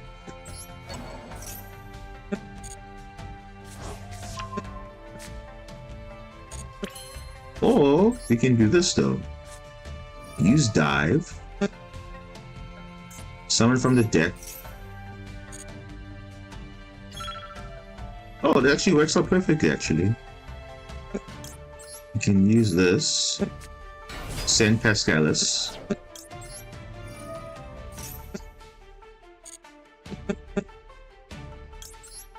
Send Pascalis. Then we can use Argonaut's effect to bounce back the preparations.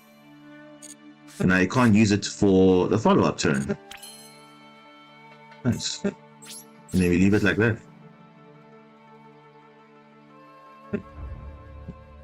Okay. Yo, time is...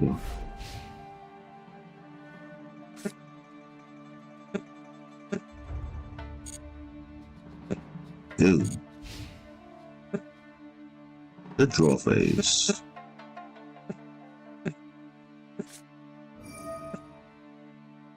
Ah. Do we allow this? Yo. That's hectic. Yeah. Let's not give him a draw. I don't want him to have so much crazy advantages like that. Oh no.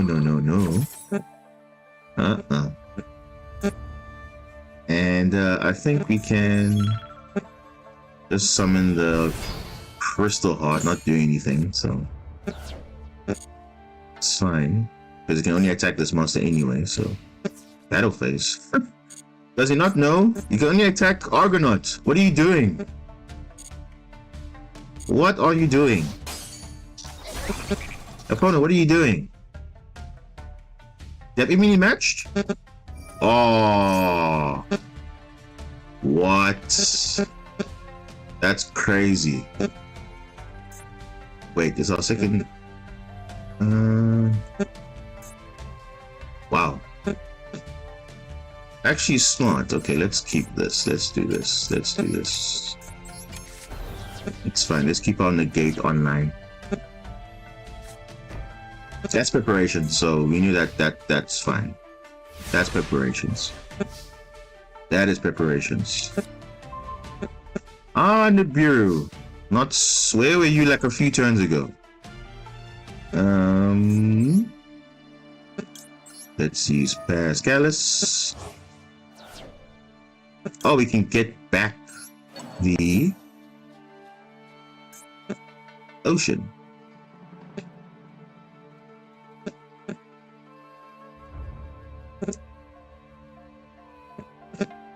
Okay.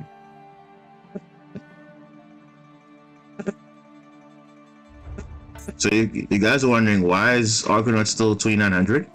It's because of the effect of Basilima when she was banished. It's a permanent boost, 600 attack. So yeah, permanent boost. So that's why she's not 2300, she's 29.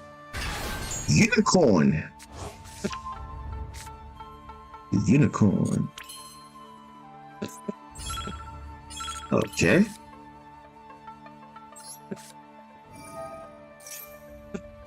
All right, 3100. Okay.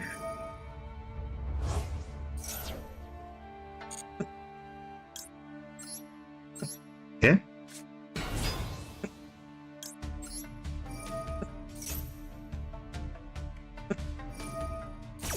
This guy's funny.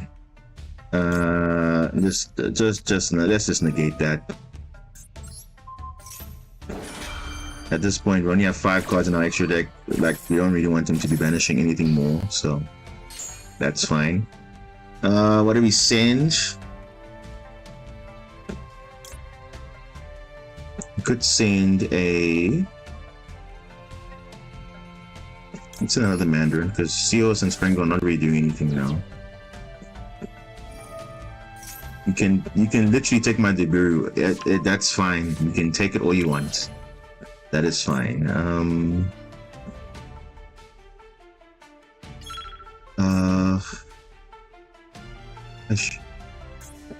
What do we do? Options. Link to. I actually don't want to do that, but it's fine.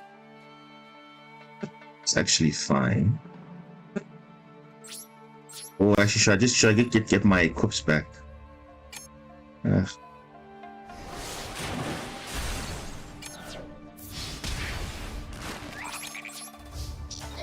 Yeah, let's do this.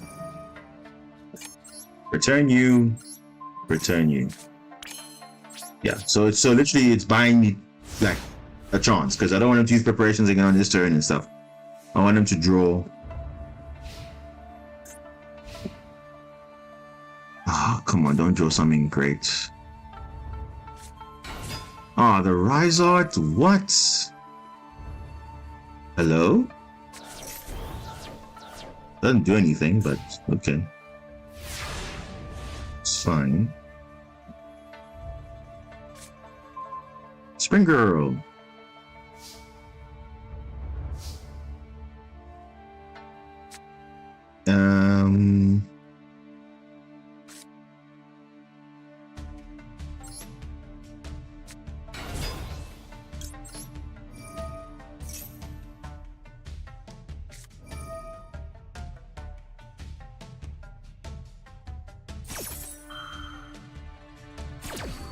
Preparations.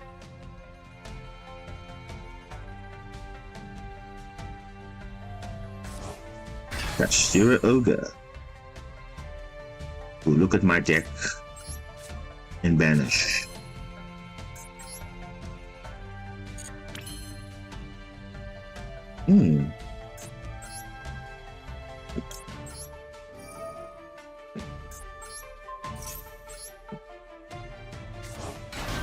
Okay. I can activate to look at my deck. You can definitely look at it if you want to. Let's see what you're going to take off the deck. What are you going to take off? Let's see. How many cards are you going to select? Because I always take 5. I like to see what you... Oh, Dive. Drawn Lockbird, called by Spring Girl. I think you're going to take away the Dive. Yeah, that's smart. Smart. Yeah.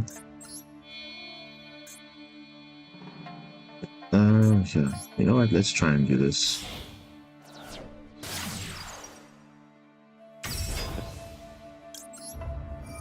Next event. It's nothing. Oh no, it is something. What am I saying? It's something. Spring Girl. And go into this. Oh, we can actually summon the barrier statue. Finally. Which is good. Because now you can't summon anything else. Banish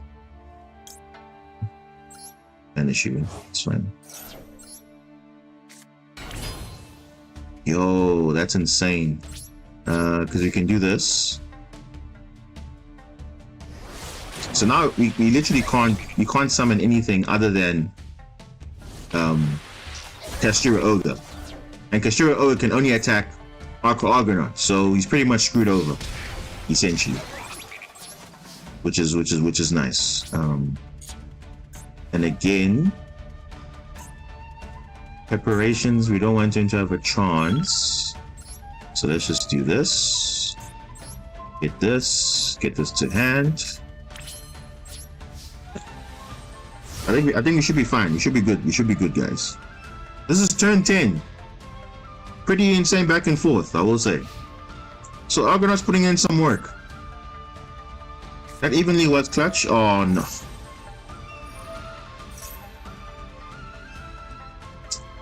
Kastira Birth. Seriously? Ugh, he just had to draw it?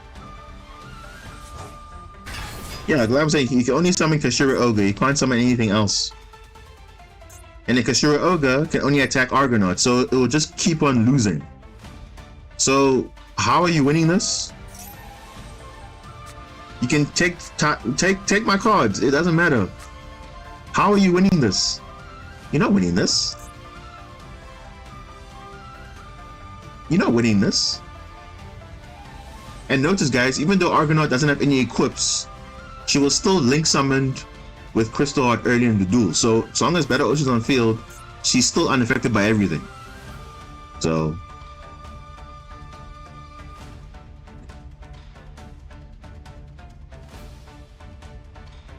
and whatever, if you summon back the Ogre, I'm gonna bounce it back, so it doesn't really.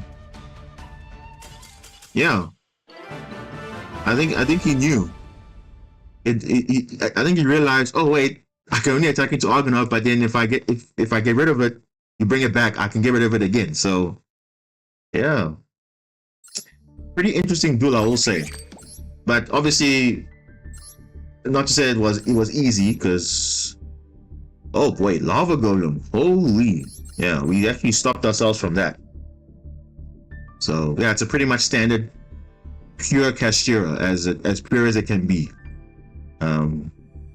Yeah, if Lava Golem was on field, it would have been quite bad for us. But yeah, we pulled it off. Oh, it's crazy. These duels have been insane so far. I will say that. I will say that now.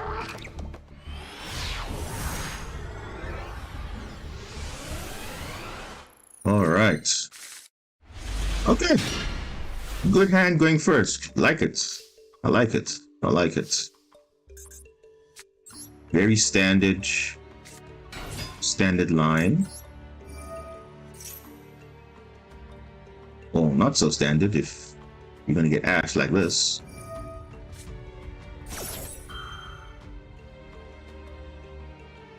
Well, the question is, do I Ash this? Do I care about this? Not really. Not really. Not really. Rather use Ash on something more important. Or the Cobalt on something more important.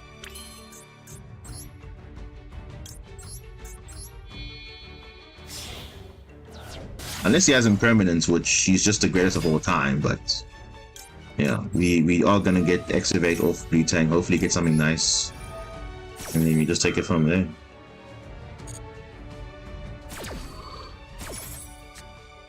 Oh, Springo, love to see it. Yeah. Perfect. That would have been our play anyway, you know? Only difference is now we're not getting the blue slug, which you can easily get now. So it's fine. Use Springo to banish. Yeah, so we good. We are good. Obviously, if it was a Maxi, we would have called by, but clearly it wasn't necessary, so.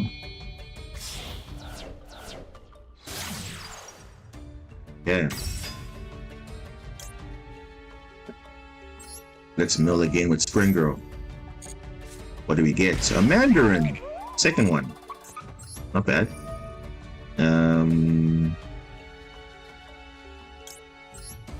Yeah.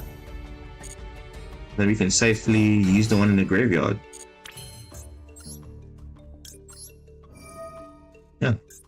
No point. You can use one in the hand, but I think it's good to not show everything to your opponent that you have something that you can play. So.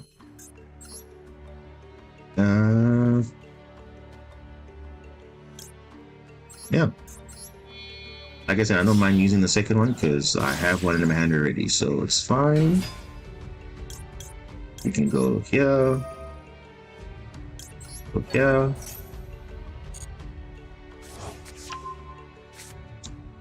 So now we can search for dive or wave safely. And we have enough materials, so we should be good. Should be good.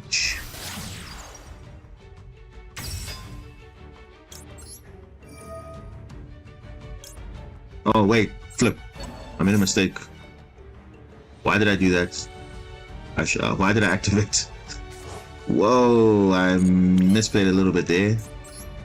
Why did I do that?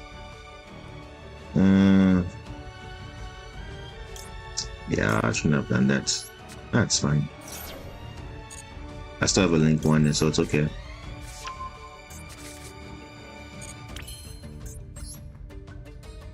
Okay. Link full. The Great Bubble Reef.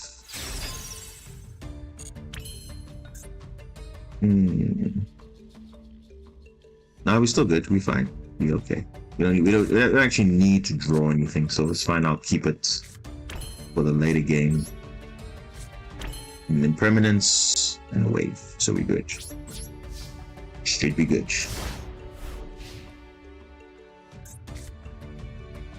Yeah, I misplayed there by getting rid of the Sea Angel. I don't know why I activated that, but it's fine.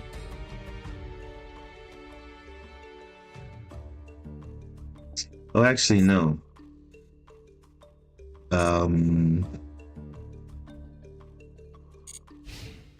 Yeah, it's okay. We'll rectify it. It's fine. Let's just get the Mandarin out. That's fine. As long as we have our length 2 and 1, be good. Oh, draw an awkward. Okay, that's good. Always good. If they add something to the hand, shuts down their turn. So we're pretty good. Good position. Very good position, actually. What? End of main phase? Okay. They probably have evenly matched. Yeah. Let's shut down Ash Blossom for 2 turns. Just because we can. Well, I mean, why not? I mean, we're going to get evenly matched anyway, so you might as well use it. So at least it stops the opponent from also ashing us next turn, so it's fine.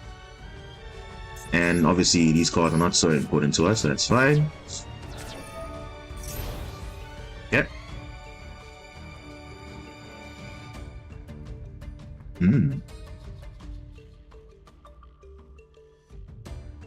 Any plays? Opponent, any plays? Nothing?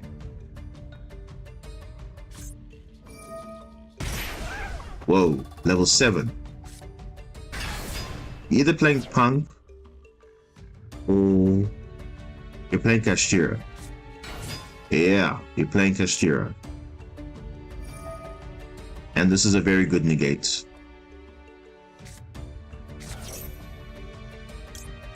Yeah, this is a very good negate.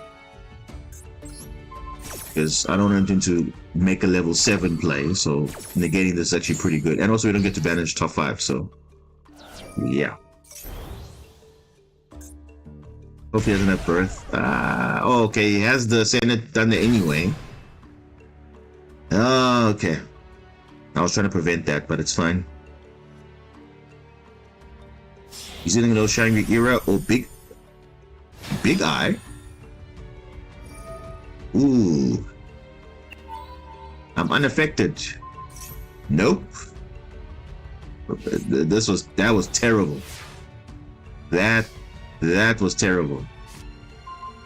Opponent, that was terrible. I'm sorry, that was terrible.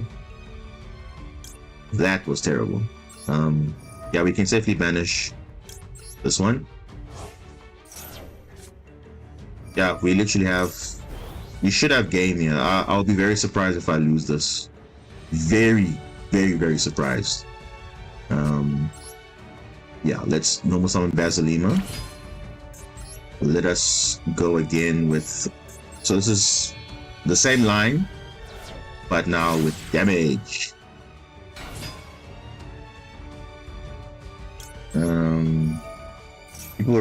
People really trying to copium how to play tier without Merely. Yeah, I mean, they love tier, so they have to play it with or without it, so they have to get used to it.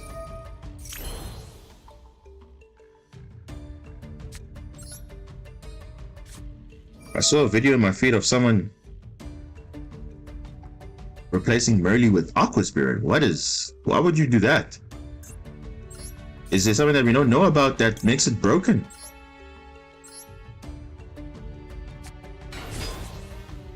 Interesting. Very, very interesting. Aqua Spirit. Why would you send Aqua Spirit though? Very unheard of, but okay. Yeah, it's a GG. Nah, I think I kinda knew that. That's like whatever. I don't know either. I just saw it. I'm about to research that, eh? Why is that a play? Aqua Spirit. Well, it's a tuna monster. It's Aqua. It's level 1. So what plays would you be doing with that? I don't know. Interesting. I wonder what that is. Not an aqua, it's a water. Okay, yeah. It's not aqua monster. Like the actual like. I know it's a water monster. I know it's a tuna, but is it a? Is it not an aqua? What is it in? Yo, going second. Wave, Book of Eclipse, Spring Girl, Seahorse, Drone Lockbird. Love to see it. Oh, opponent, I'm so sorry. Yo, I'm sorry. Go by the grave? Yeah. Okay, that's fine. Oh, never mind. I just says yeah. Yeah, sometimes the name is also like repeated, so yeah.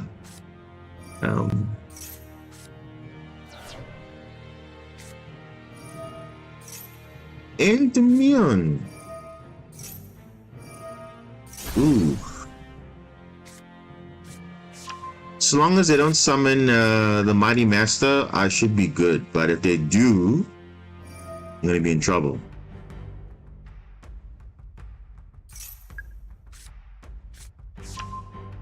Okay. Endymion. Mystical Beast, okay. Yeah, Endymion, yeah. Endymion's a pretty base deck. I'm saying, so long as they don't summon the Mighty Master, I'm good. If they do summon it, it's gonna be a spell trap negate, and they're gonna negate my Book of Eclipse. That's what I don't want them to do. So, yeah.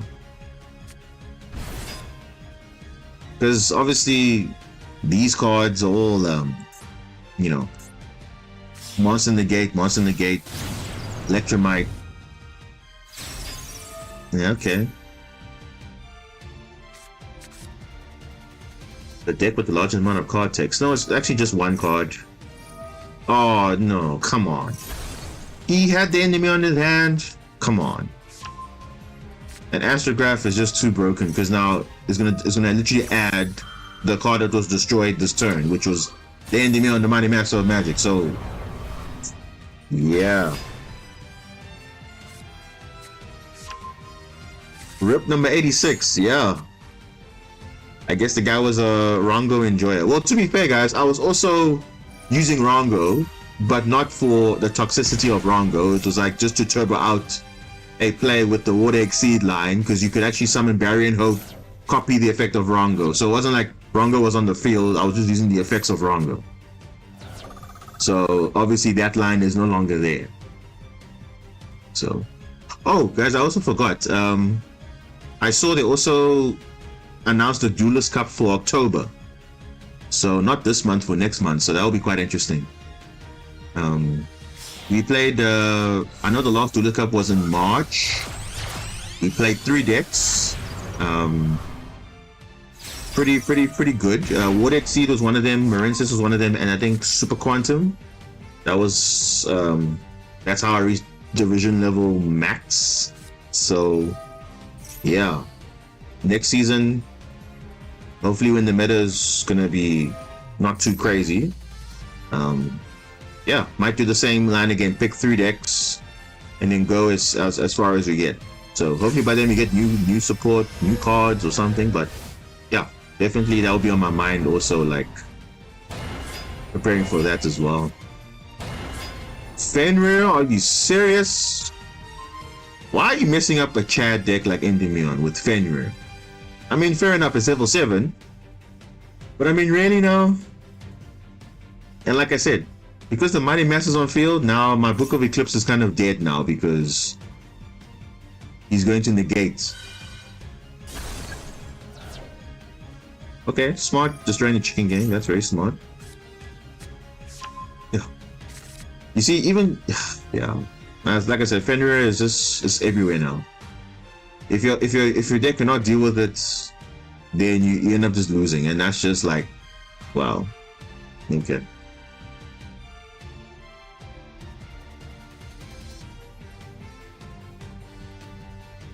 All right, Endymion. What can Endymion do? Is that the end board? Can't be. There must be more than that.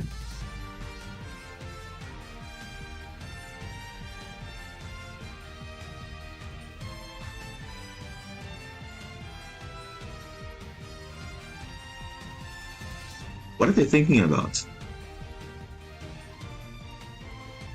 What are they thinking about? I don't see any spell counters anywhere. Like, is that right?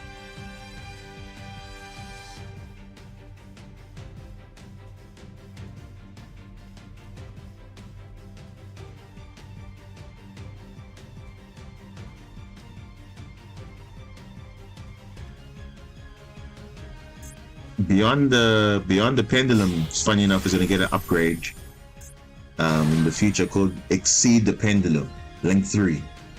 If you're gonna wonder what's happening with that. What is Revolution Dragon? Oh, absolutely no. Into Selene. This will go into Vortex. Oh, okay. So, I mean, either way, he's gonna have a negate anyway. So, yeah. This is the Omni negate for pendulums. Is Vortex Dragon. You can trap it out easily with 2 level 7 monsters, and then. You can also play this technically in Kashtira because it's 2 level 7s. It's like Utopia, number 39, where you can detach a material and negate an attack. And then you can spend summon an odd eyes monster from your hand. Obviously, you don't have that, but the nice thing is that this card sent to the grave, you can just summon any odd eyes from your extra deck, which is nice. So, yeah. So monster negate, spell trap negate, anything mate. Yeah, reborn with Selene mate, everything.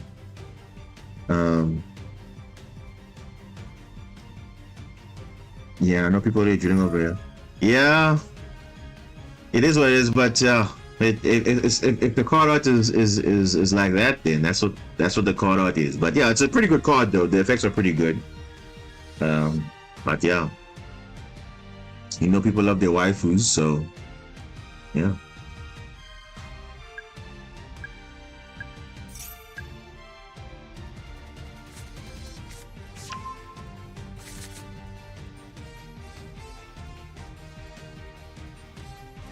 Now, to be honest, guys, do you guys like pendulums? Like in general, like do you actually like want to play a pendulum deck? Because a lot of people have mixed opinion on. Oh, this would have been great if there was no other negate, but okay, it's fine. Yeah, because I actually like pendulum as a concept, but I think maybe the text could be a little bit shorter. Like this one, for example, has like a billion things, so who's gonna read all of this? As long as you get the gist of it, then it's fine. All right, let's see. Let's negate.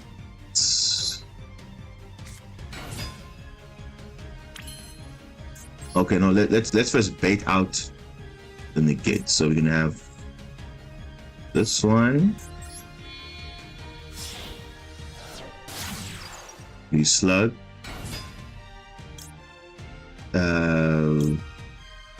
Yeah, let's chain this one. And then negate this one. I want to use pendulums in Duel Links. Yeah, you see, Duel Links is in a crazy format right now. It's like insane. Like everything, I would say this: everything in Duel Links is good because the format is quite different there compared to like Master Duel, because their rules and stuff is very different. Their ban list is very different. So, and also they have skills. So although people are playing pendulums, there's skills that make them kind of like, okay, doable. At Master Duel, there's no skills. The only skills is your brain. So yeah.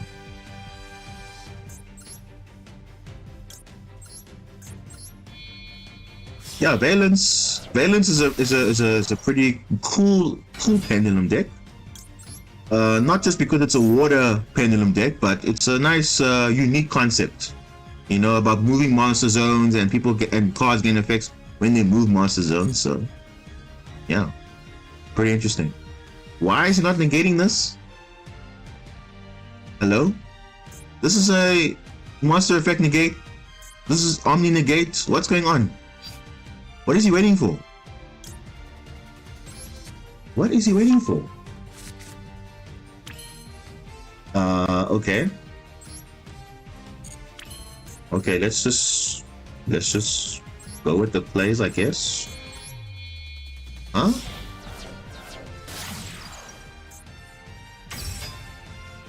What is he waiting for?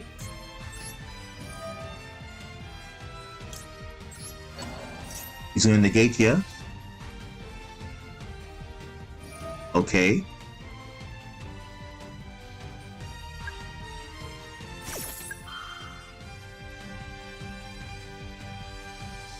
Okay.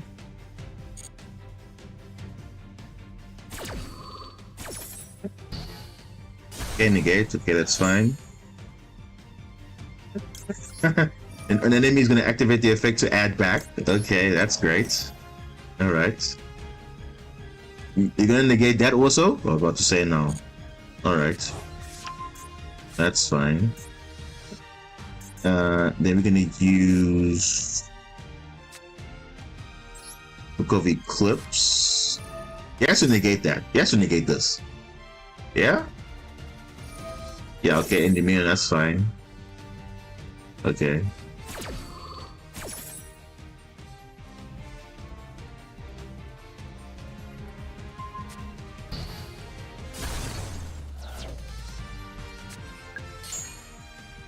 Wait.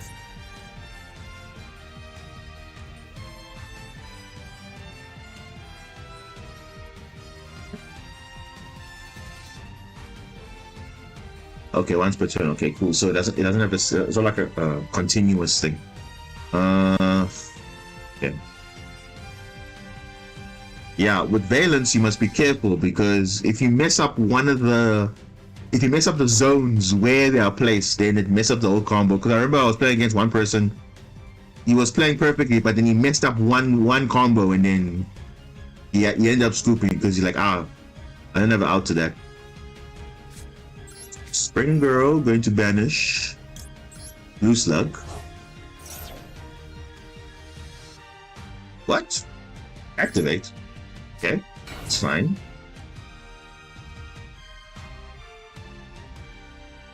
What?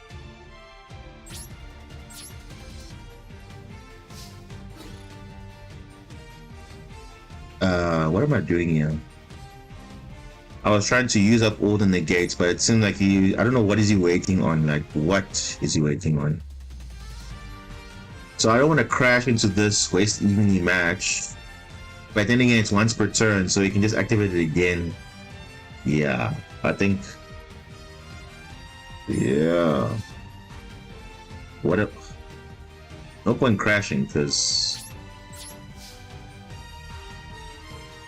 Yeah, let's see what he's gonna do.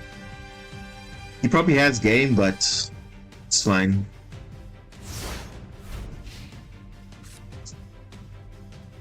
I was hoping he didn't have the negate on board, but it seems like he did, so it's fine. Oh, there it is. Back online. But funny, his Omni negate he hasn't not used. I don't know what he's waiting for, but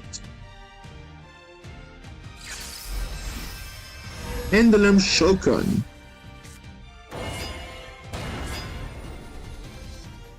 Oh wait, this card can bounce cards.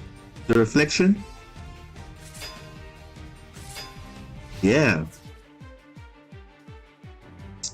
Yeah, I think it has more than enough damage. Yeah, more than enough. That's kind of the downside with Pendulum, especially Endymion. If they have a perfect turn 1 and you have no hand traps or nothing to disrupt it, it's pretty unbreakable. Because worst case scenario, this is the end board, but their best end board is like 3 Cerberus or 2 Cerberus, 3 Endymion, Vortex Dragon. Like that's like crazy. So yeah. But yeah, pretty good. Pretty interesting duels, I would say. Yeah, nothing too crazy, but that's all right.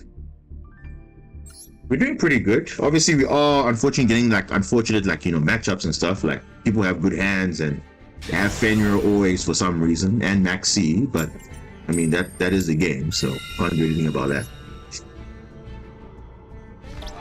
Because I don't think we've ever drawn Kashira Ogi yet tonight, the stream.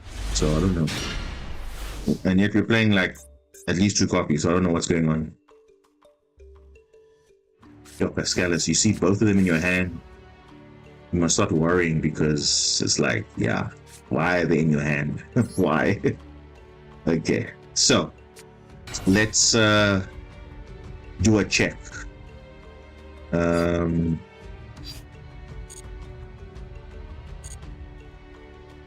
Maxi, yeah, there it is. Yeah, I was just doing a check. That's why I didn't even activate the effect, because I know they have something, so that's always a Maxi check. So now we know they have it. So we can just again, let's put this face down. Let's see what we get off the excavate. And then we take it from there. Going to Sea Angel, not New Slug. Because if we get our dive, we have our Ocean already in our hands, so I'm comfortable of doing that. Let's check for Ash Blossom if we had one. Nope, okay, sorry. Talents, Wave. Okay. Okay, Wave is a good excavate. I'll take it. It's also a negate for us also, by the way. So although we have a link 1, it's still a negate. And we also have Book of Moon. So I'll take it any day. Especially we don't want to give the opponent so many cards to draw off, so yeah. And also if they have a Kashira monster, we have Book of Moon, so we are ready. We are ready.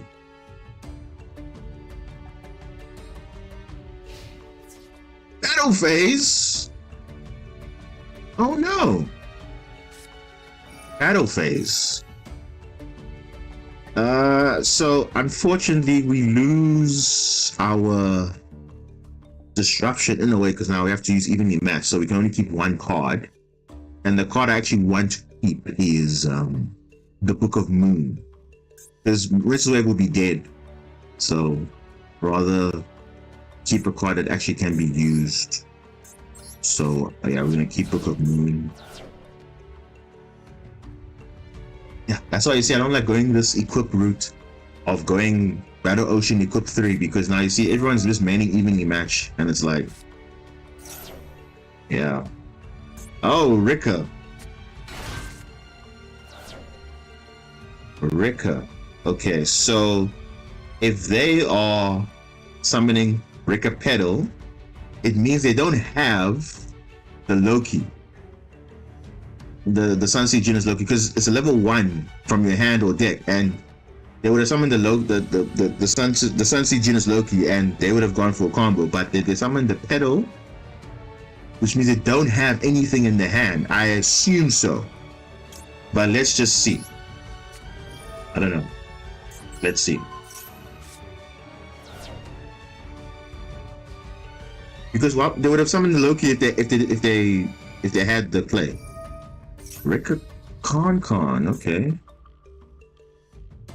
Which means you probably have, yeah. That I'm saying, like, you must always remember if Rika had combo, why didn't they summon Genus Loci instead of Rika Petal? Because that's what you would summon. Loci is full combo. All right. Okay. I see. Okay. So the question is, what is this? What is this? Rika Con is only activated when you have a when you control a Rika monster, so we can get rid of it. Yeah, let's get rid of it. I evenly match you. You evenly match me. I think that's a fair trade, right? It's only fair, guys. You evenly me in my turn, I'll even you on his turn, so it's fine. Or vice versa. Yeah. Oh, Rika. Okay. So now I know he's playing Rika. So the best play is to go Argonaut. That's the best play. So you see, because of the matchups, I know what best works against that deck, and Argonaut is the best because it will negate the con from even activating in general. So it's fine, and we'll probably have our negate also if we know what we're doing. Let's see. Yeah, let's activate from the deck. Yeah, let's do this. Okay, Marincess died. Does he have an Ash? He could have an Ash, eh? No, it's fine. Let's go. Let's summon from the graveyard. Okay, he doesn't have Ash. Okay, that's fine. Let's go. Send. What do we send? I think we send a Mandarin. Yeah, let's send a Mandarin. Yeah. So now we can go to full play. Tang.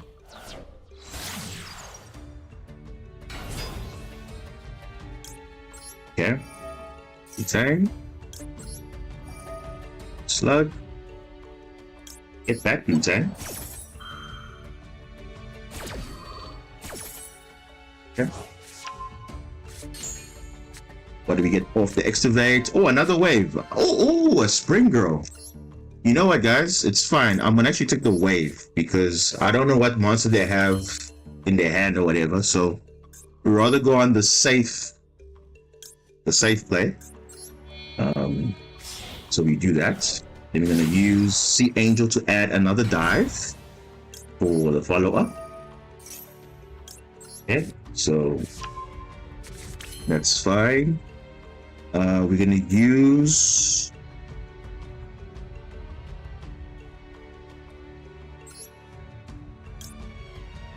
do we want to use this now?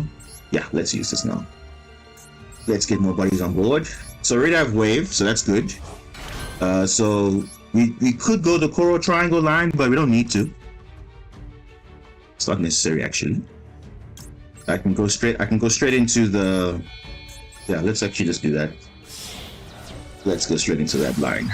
Crystal Heart into the Argonaut. Then we're gonna be good. Yeah, I think this is the best play because clearly if they summon the Rika Petal off the 1-for-1, which means they don't have a good hand. And that's normally a sign for Rika. If they brick, then you must take advantage of that. And that's what we're doing now. And go for Argonaut.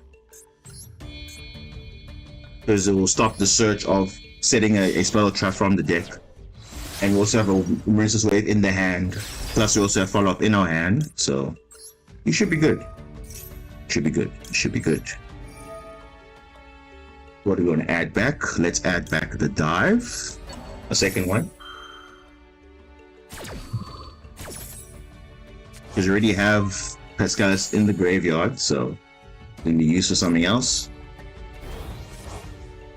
Okay.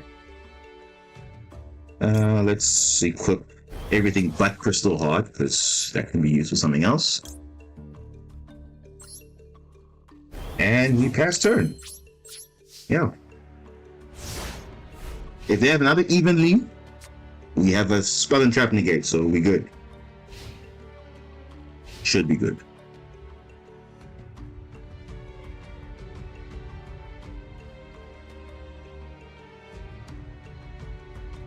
Let's see what they're gonna do. Oh. Oh. Yep. Like I said, guys, that was the play. I think they're bricked. Which is unfortunate because Rika actually can pop off full combo like the Jazz. So I'm surprised that they bricked. Yeah. Yeah, ish. That's unfortunate because why would you summon the Rika pedal and not the... Oh no, you're playing pure Rika. Oh, okay. I was wondering now, like, why did they summon the pedal? Because they're not even playing Cinevalon engine. They're just playing pure Rika. Yeah, I think that's kind of a interesting take. Guys, someone's at my door. I'm just gonna attend to that now. When we come back, we're gonna continue. So I'll just be with you just now.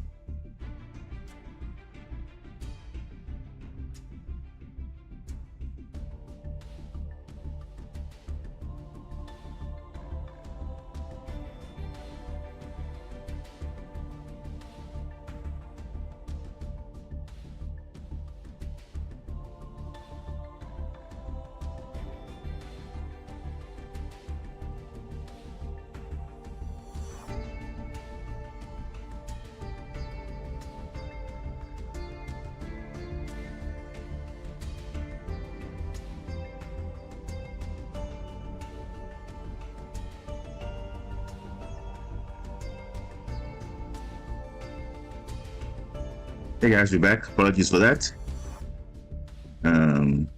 Yeah. So, yeah. How have you done today? Yeah.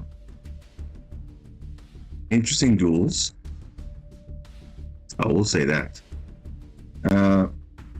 As you can see on stream, you know, you can see we've had 1, 2, 3, 4, 5, 6, 7, 8 games, and then we won 4 of them. No, 7 games. 7 games. 1, 2, 3, 4, 5. Yeah, 7 games. We've won 4, lost 3. And to be fair, some of those games we actually could have won, but obviously certain cards were in play. But we don't complain. Some of them were fair losses, fair enough. But then I think 2 of them, I think, were wins. So I would say we did pretty good. I would say, yeah, I think we did pretty good. Hopefully we get to Diamond 4, because geez, like, why we're not ranking up? I don't even know why we're not ranking up. Because by now we should have ranked up, but I don't know why we're not ranked up yet. Yeah, going first. Okay, good. Always good going first. You know?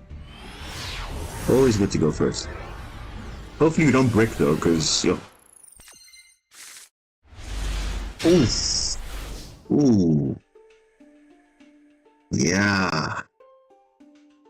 This is an interesting hand because Koro Triangle can't do anything now because we've drawn our 2 waves, which is unfortunate.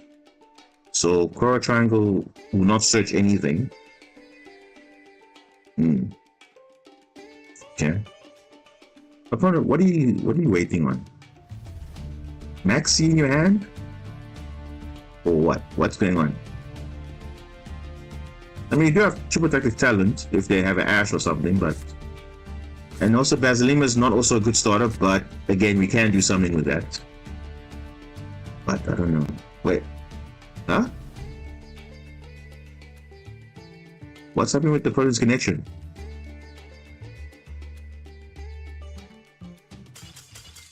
What? Oh, okay. Well, that was quick. Okay, well, let's go. We're in Diamond 4. Um, no. What? What's going on? Maintenance? Hello, what? What's going on here?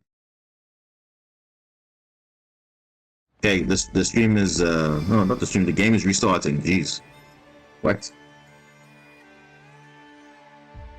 Yeah, guys, I don't know what's going on. The game for some reason just restarted, so I don't know what happened. I think that we just crashed for some reason. Okay, we're still in Diamond 4. Okay, cool. I want to see what my... Hey, what? What's going on? Why can't I see the match history? What's going on? Tell me what's going on. Why is your game... What's going on? Maintenance? Guys, is there planned maintenance or something? What's going on?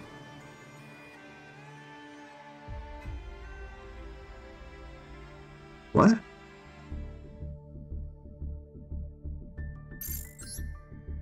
Whoa. Let's try and get into a duel. That was weird.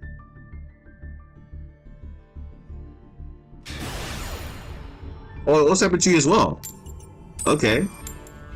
So I thought it was just me, because I'm like, geez, what's happening with this maintenance glitch or something? Like, okay. No, I literally just rebooted. I don't know, like, what's going on. Like, I thought I was going crazy, but okay.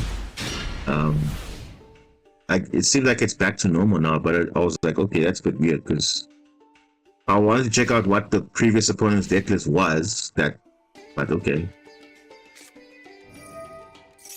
Whoa, Adventurer Engine. Which means they're either Adventure Synchron or Adventure Kashira, or what are they? Let's see.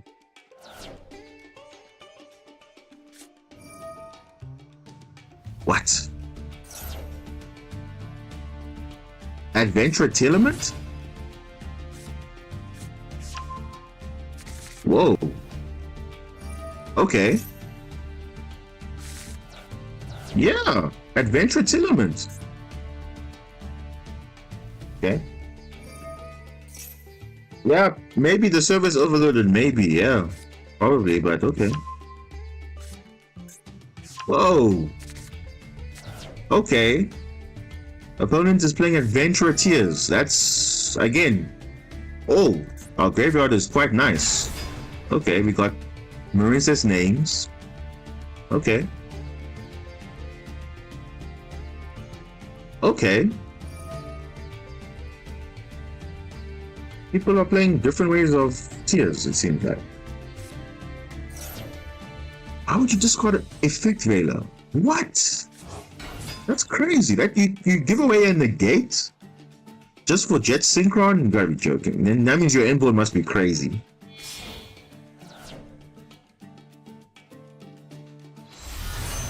Chaos Ruler. Are you serious?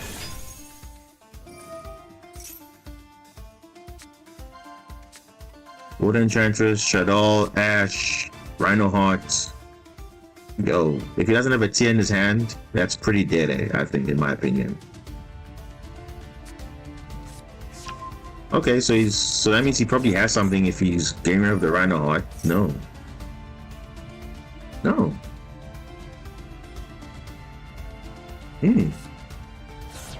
Ooh, El Shadow. Okay, that will send 1, 2, 3. Oh, 2 cards. Okay.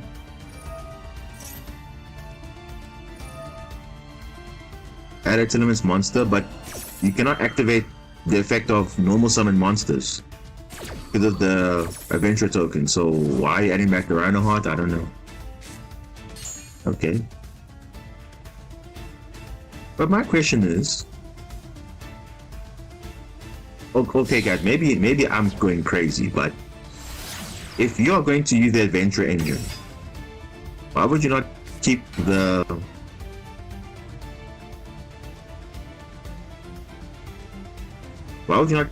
Griffin on field because it's a negate? But okay, like, does he not read his own cards? He can't use Rhino Heart's effect because it's a normal summon monster.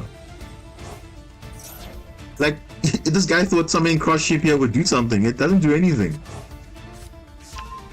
Wow. Okay. Interesting. So his token's gone, and his entire engine is offline essentially, unless he summons it again. But like, what is this end board? It's nothing crazy. What is this? The only interruption he has, guys, is the graveyard, which is the shufflers. That's it. That's a waste of a board, but anyway, we do have an answer for it, so let's see. Let's try and break it, shall we?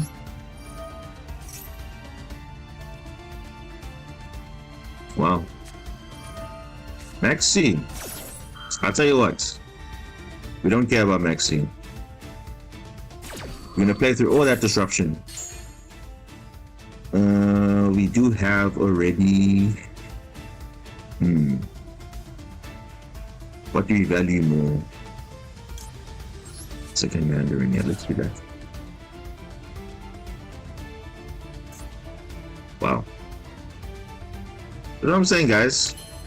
I think Konami did a good thing banning Tillerman's Merly, because you can see that the tier players we've seen today, they've had some weird deck lists. Very weird deck lists. I must be honest with you. Like, I've never seen such weak end boards in a long time in Tillerman's. Never. Ever since Merly got banned. And I'm not surprised, actually. So, yeah. I think it was a good thing, because you can see the IQ of those players who are playing that deck now. You can see they don't know what to do now. They're playing weird engines and now making weird end boards. Like, yeah, you can see some of the guys who are playing the deck actually don't know what they're doing. Obviously, there are players who actually don't know what they're doing, but others are just trying to make things work, and it's just not working out for them. I mean, for this guy here especially, the only thing he has is shufflers. What is this guy doing? And you know what the ironic thing about this now is, on the next turn, I'm gonna switch off his adventure engine completely, because I have a card called White Howling that negates all spell effects. So if he activates a spell or wants to use the effect of Faithful Adventurer, he can't use it. So what did he send back? He only sent Spring Girl. But then I have another card. So what then? You know? Oh, this guy. Huh. Okay. Very interesting. The only thing that can save him is in Nibiru right now. Yeah. Look, I think the sentiment is the same. The copium is real, yeah, but obviously, okay, cool, the card is banned. Okay, cool, but then just be more creative, you know? I feel like tier players, most of them are not creative at all. They're just splashing it into everything, and it's not working, okay? Because now look, you know?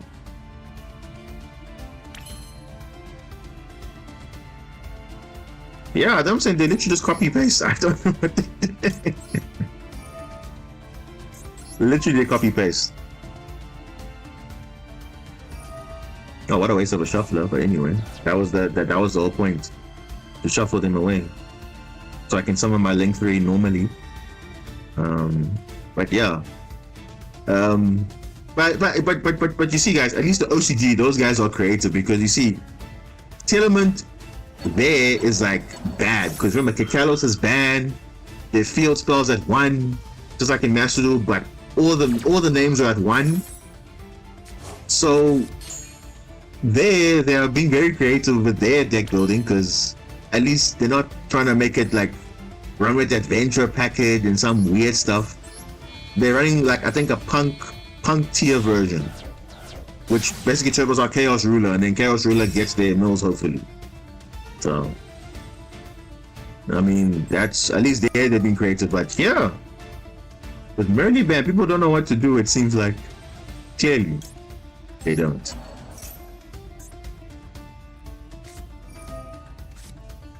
Okay, Effect Vela. Okay, we knew it was in their hand, but anyway. So again, using up all their disruption. All the shufflers are gone. All their the Veilers are gone. I assume they have no more Veilers, but we do have a negate. We still have wave. We still have impermanence. We have white howling. So what's gonna happen? You know? Yeah, this is there with a cross sheep, because this is not doing anything on the field. And just to be BMing the opponent, I'm going to put the Imperm right here where the Faithful Adventure is, and then just set everything, and then pass. That's it. Because I said this before, guys, you have to be creative. So with your decks, you can't just copy paste. You have to understand how your deck works, what are the strengths and weaknesses, especially now with new ban lists. You have to be innovative. I think I saw a video from who's this guy? What's this guy's name? I don't know. I don't forget this guy's name. The world champion, the runner-up, the runner-up, Jesse Cotton, right? So he made a video of a a ban list, or of a tier list post ban list. So he plays tiers a lot, because obviously he played tiers at the World Championship, so he knows what he's talking about when it comes to the best way to play tier elements, because obviously he played it at Worlds at its best. So he knows the ins and outs, the strengths and weaknesses. So of course, even if it gets banned early, I think he showed like 3 or 4 decks that people were playing, or that you can play. So if I was a tier player, I'll probably check out that video, because that would be the best way to know, can you still play tiers in the current meta, you know? Because obviously he knows what he's talking about. You're not just taking it from like a site and just copy paste. Like, you're actually hearing it from a competitive player who's topped multiple events and obviously went to Worlds, so he knows what he's talking about, you know? Not just, oh, I like this, let me splash it here and there. Because it's the same thing with Sprite. If you're going to play Sprite, eventually Sprite's going to be an engine in other decks. So in its purest form, it doesn't make sense to run Sprite in its purest form, because Sprite Jet's at 1, Sprite Blue's at 2, Sprite Starter's at 2, Swamp Frog is at 1. So you pretty much lost like your core, essentially, because you don't have multiple names now. So if you have less names, it means you'll be less consistent. So it's only good to run it in an engine, you know, in other decks to boost their ability. But that's it, you know, because the way I see it now, Tier Element right now is literally just going to be an engine, literally, because now obviously you only can fuse twice a turn, and obviously having three fusions before was an option. What? One river in defense? What are you summoning back? What? Oh, I know what you want to do. You want to summon your Kashira Fenrir in the graveyard. Nope, no thank you. No thank you. No thank you, sir.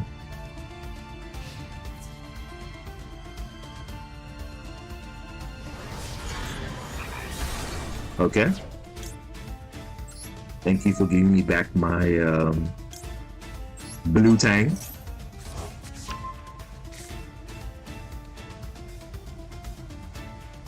Wow, this is such an exciting game. And he drew all those cards, but he had nothing. What's happening, opponent? What's going on? Well, to be fair, we did shut down the spells, so He knows he can't do anything.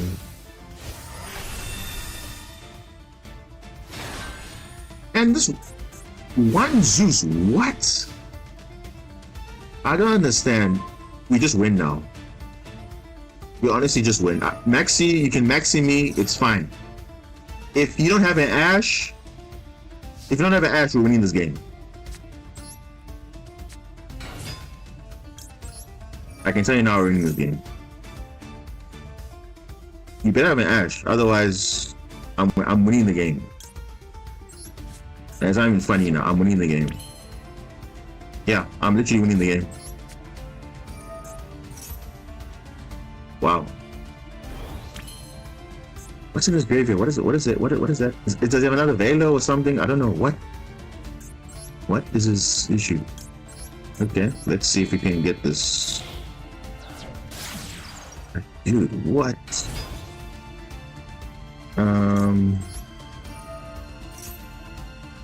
Okay.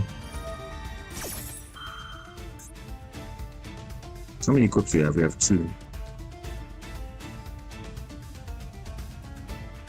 How many cards? He has 14. We could deck him out. We could deck him out. Actually, we could deck him out. Let's just equip for the sake of equipping, because not once per turn. 14 cards in the deck. But to be fair, he milled most of them through his Chaos Ruler and stuff. So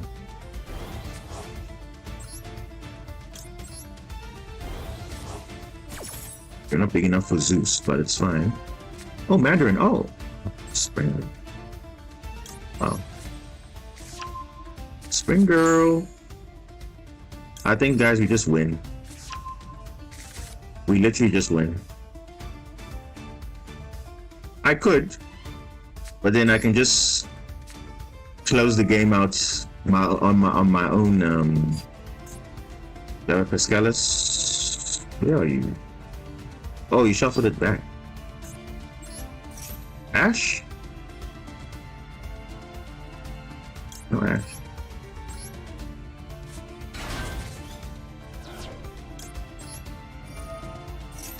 Velo? Velo or something?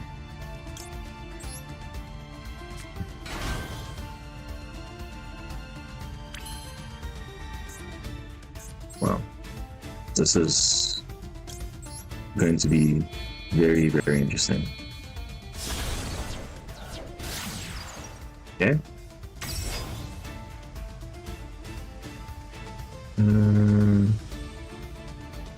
Activate the effect now. No. No.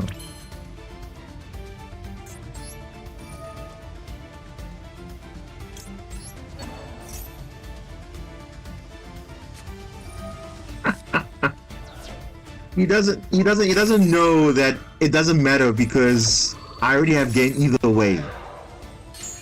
He doesn't know. He used all his Velas. He has 3 in the graveyard. The game is over. The game is over. Where is Havnus? I don't even know where Havnus is. I don't know where is Havnus. I actually don't know. Hopefully we won't get there though, but who knows? He might have it.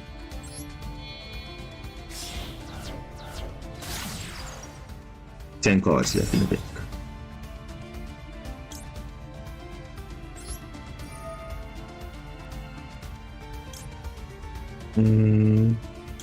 We do have a wave in case something happens, but yeah, let's get that. Let's get that. Because the screen is not indicating that he has Havnus, so I don't know where his Havnus is. But yeah, we do have a wave in case something happens, but we should be fine.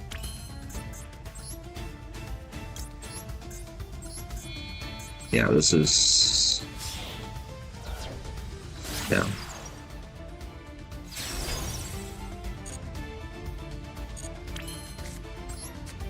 Okay. Spring Girl, Banish Marble Rock.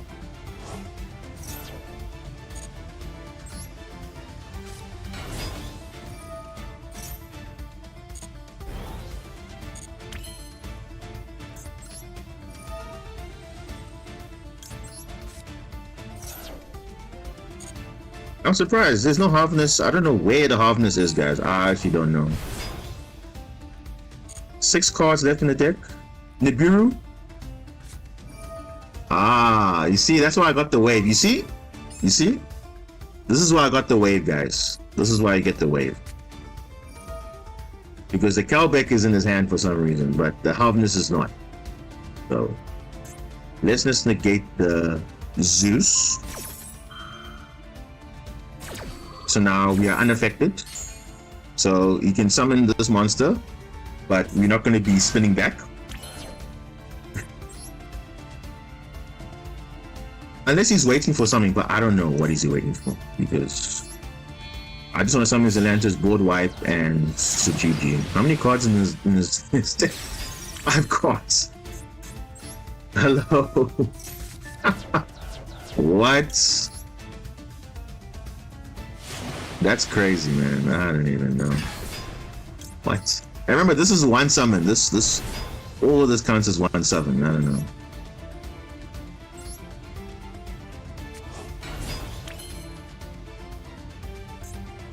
Oh, that's actually smart, eh?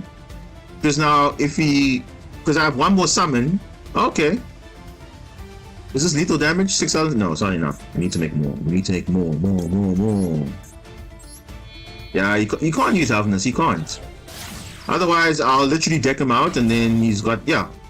I can summon actually again, and then he's got nothing to draw. So, actually quite smart. Actually quite smart. So it's good to not use Harvness, because you won't have an opportunity to your deck out, actually. So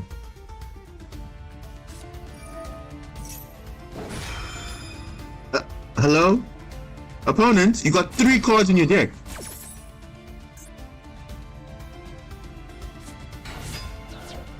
Okay, the tier names were there. Okay, I see. Okay, I see. Oh, so he was waiting for the end because he knew, okay, like, what? Okay, so he can actually fuse now. Interesting. Let's see.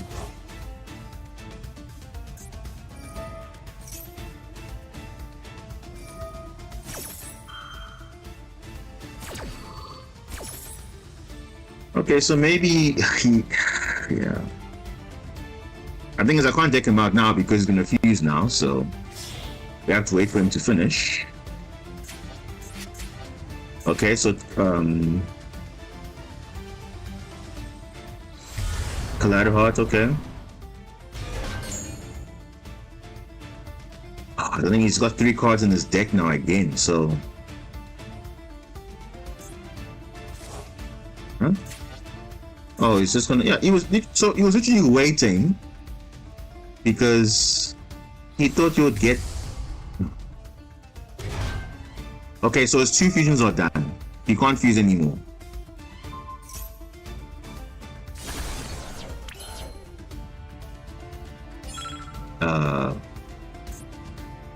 Okay.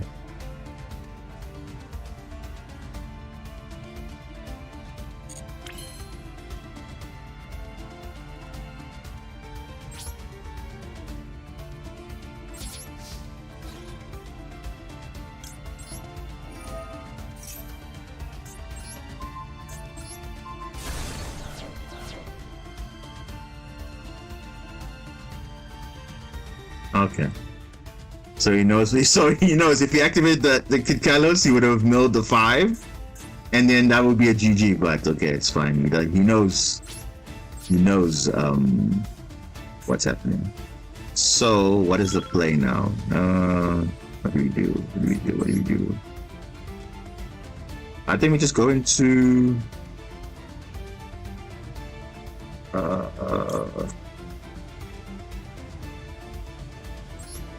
Probably just a Bubble Reef, number 2.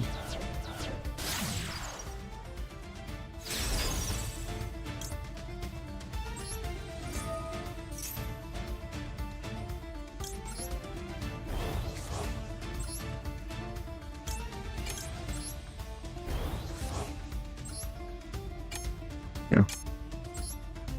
8 seconds.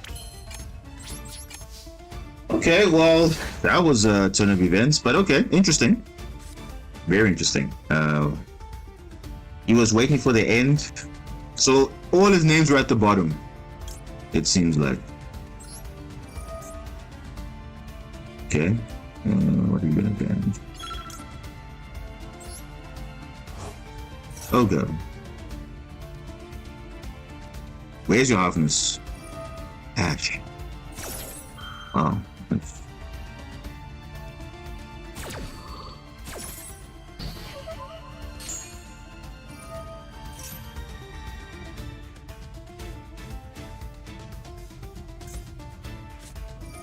There's this. What?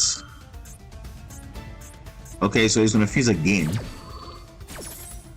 Because we know what's in his deck. Yeah, it's all the Tilleman names, so.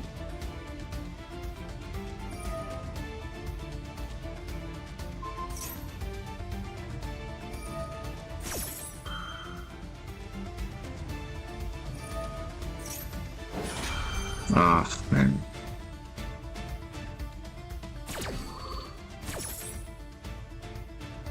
And obviously, we all know why he has this advantage. Obviously, because of Maxi. So let's not sugarcoat anything. Because obviously, he got all those cards in his hand, and obviously he's just going to constantly be fusing now. So, I mean,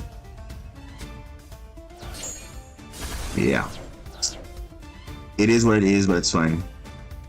I'm fine with it because I know he needs Maxi to win the game, so I'm fine. But otherwise, I had him pretty much, so I'm good with that. What are we adding back anyway? You have a link one, yeah, we do.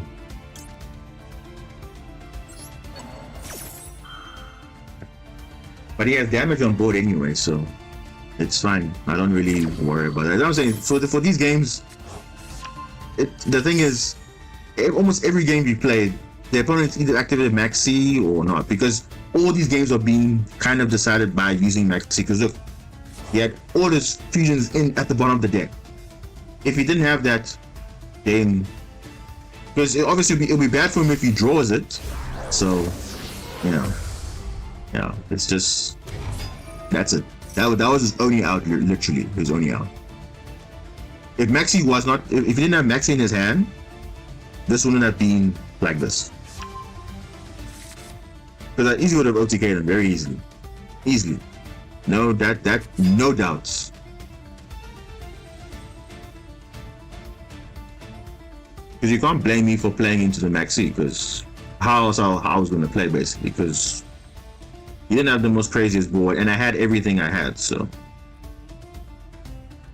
Yep, it's the 90% Maxi. The stats are there. Wait, what is he doing?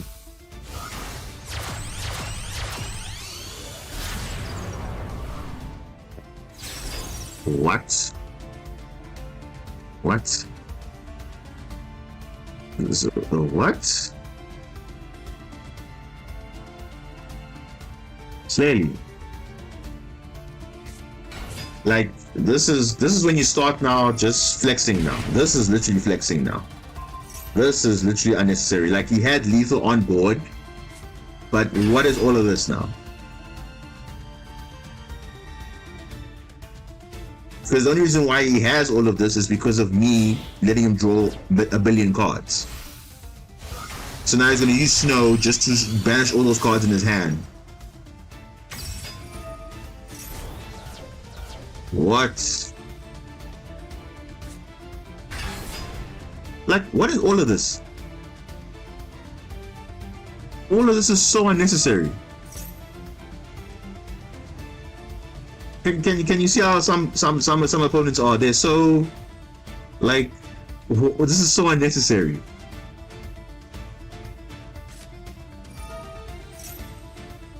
He literally could have just swung for game, but now he's doing all of this shit. I don't know why is he doing all of this. Is he trying to prove something or what? He's already won the game, so why is he doing all of this? Yeah, I didn't know.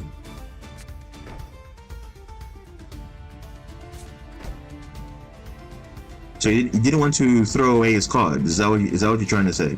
But literally, you had game. Like, what is this? You wanted to get your Fenrir on field. Was that the play?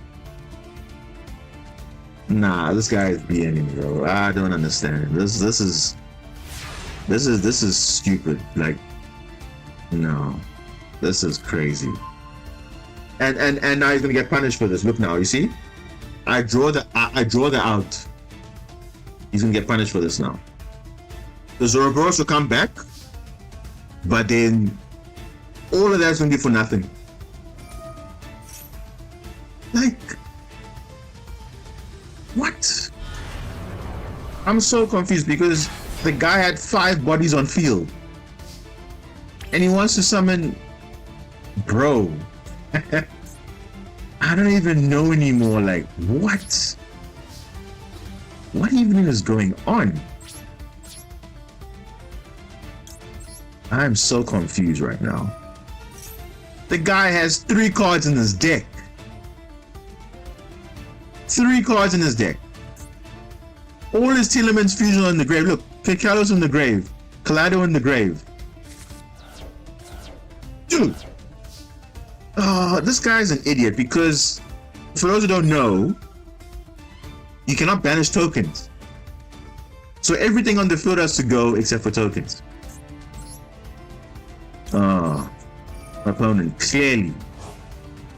He literally he's potentially throwing the game away now for no reason. I don't know why. If he has Maxi in his hand, like, it will be stupid to activate because 3 summons is very easy. Very, very easy. Yo, that's funny, man. Let me see. 1, 2, 3. 1, 2.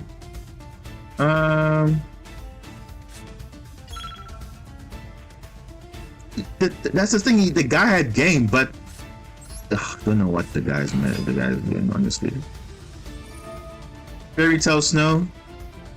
Don't care about Fairy Tale Snow because you threw the game away for no reason. I have dive. He doesn't know I have dive. So what? Ugh. Wow.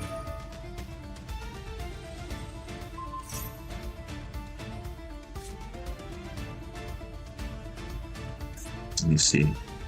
I do have a link 1. Oh, this guy is so whatever, dude. I think I'm just gonna summon my link 1 and pass. Because clearly, Mad Lad throws games away like that. That's crazy. You never give your opponent a chance, never.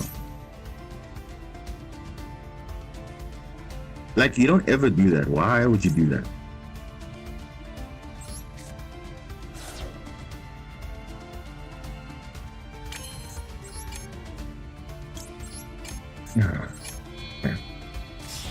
I'll just get my Spring Girl and I'll set my wave and I'm done.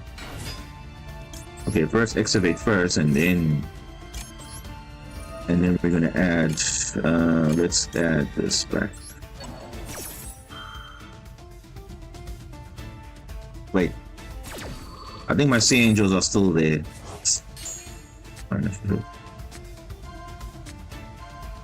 Okay, there's my blue tank, okay.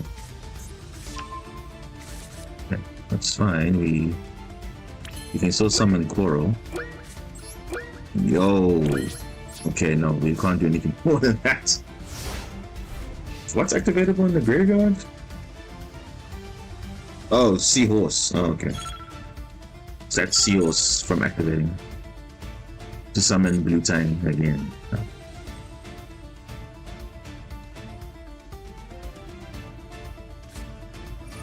This Mad Lad is so like injured. This guy threw game. I don't understand. He literally had game, but decided to be DMing and showing off and all these weird things. Like, dude, what are you doing?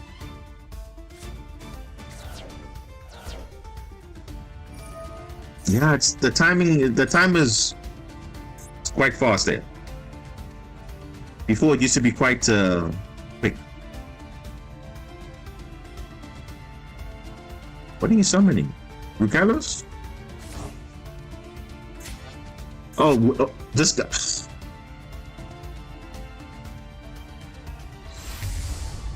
King of the Swamp. What is that gonna do?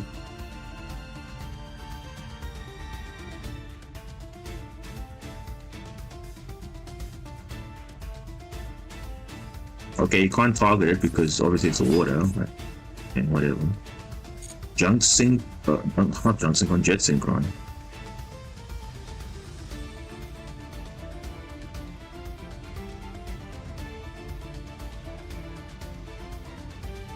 Yo, this is the most funniest duel I've ever had. Like, this is crazy, man. I've never seen such a player almost throw a game away like that just because he wants to be in. Wow. And now he's changing his attribute to dog, and now I can target it because I don't know why. So now he's thinking now, oh, I came back even though I got evenly. But the thing is, you had game. That's not... Well, okay.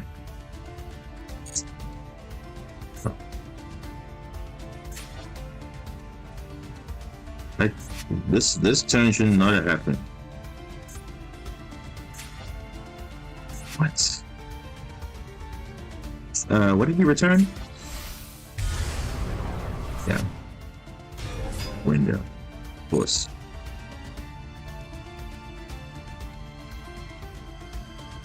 Again, this is all just for BM. Like, what? This is all unnecessary because you should have not done this at all. Oh, this guy again. What is he doing?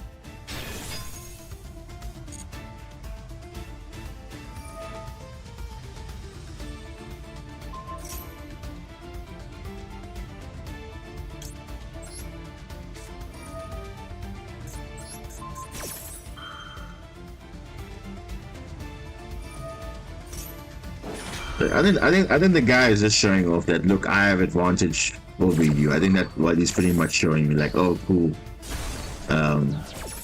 Even though I have less cards than you, like, whatever. But okay.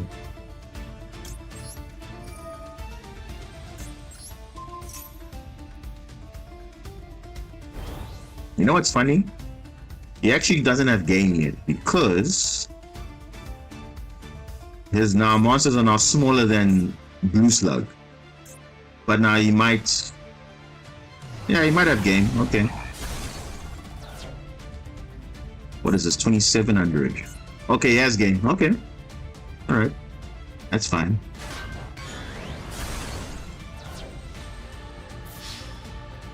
Wow.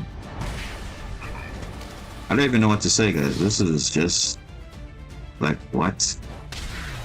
Like, this was this duel was like just weird. I don't even know what. Yo. So obviously he maxed me on my turn, so I easily would have gone for game, but of course, Telemans being Telemans, you know, they always have a way out. Okay, fine. But then the guy on his next turn, he literally had game. He had 5 bodies on field. He had Rukalos, Kid Kalos, Heart, and other tier names on field. Instead of going for game, he decides to do all these shenanigans, summoning Zeroboros and everything, and Fenrir, and I'm like, okay. And then I'll draw that out the following turn, evening match, and everything but his tokens on field. But of course, him having Fairy Tale Snow, which by the way is also still broken. Again, it doesn't tell me that this guy is actually knowing what he's doing. He's just, his deck is carrying him literally. So it's unfortunate because he has very powerful cards in his deck. Like, he was literally just showing off. Like, literally was showing off. Because if you take away the window, take away the snow, take away like I don't know what this deck was, but anyway, I don't think he played it well. To be fair, I don't think he played it well. I think again, it was just showing that his deck itself. You know when you say you take the player and the deck, you separate it. I think here it's an example of the deck was carrying him. So we can't say, okay, the person had skill or not, because I don't think there was any skill. The way the plays they were doing, you should have ended the game. You should have ended the game when you should have ended it, and you doing all that extra stuff was unnecessary. I mean, yeah, he eventually won, but because of what? Floodgate, Barone, whatever, whatever, doesn't matter, you know. So, I can't do anything about that. So, but hey, that's just that's me, you know. That's the game for you, you know. Because any other player would have done better with that deck if they knew what they were doing, but clearly that opponent did not know what they were doing. But the deck clearly carried them. That's all I'm gonna say about that. You didn't need to BM and do all that extra stuff because it's unnecessary. Okay, going second. This is a good hand going second. Got Baylor. Okay. Got evenly matched. Got Dimension Barrier. Okay, not so good going second, but good for turn one. Oh, newly semi-limited Pot of E. So either Labyrinth or Kashira or Thornberries.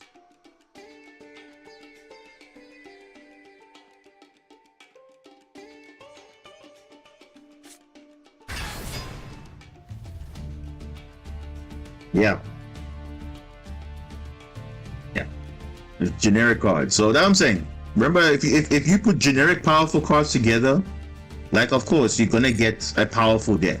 It's a no-brainer, right? So Casture spell? No. Opponent, not today. No. You've seen how Kashira Birth is. It's kind of broken, so. Deathcore by the Grave? Of course you do. Of course you do. You probably drew it off Pot of E, probably, so. Yeah.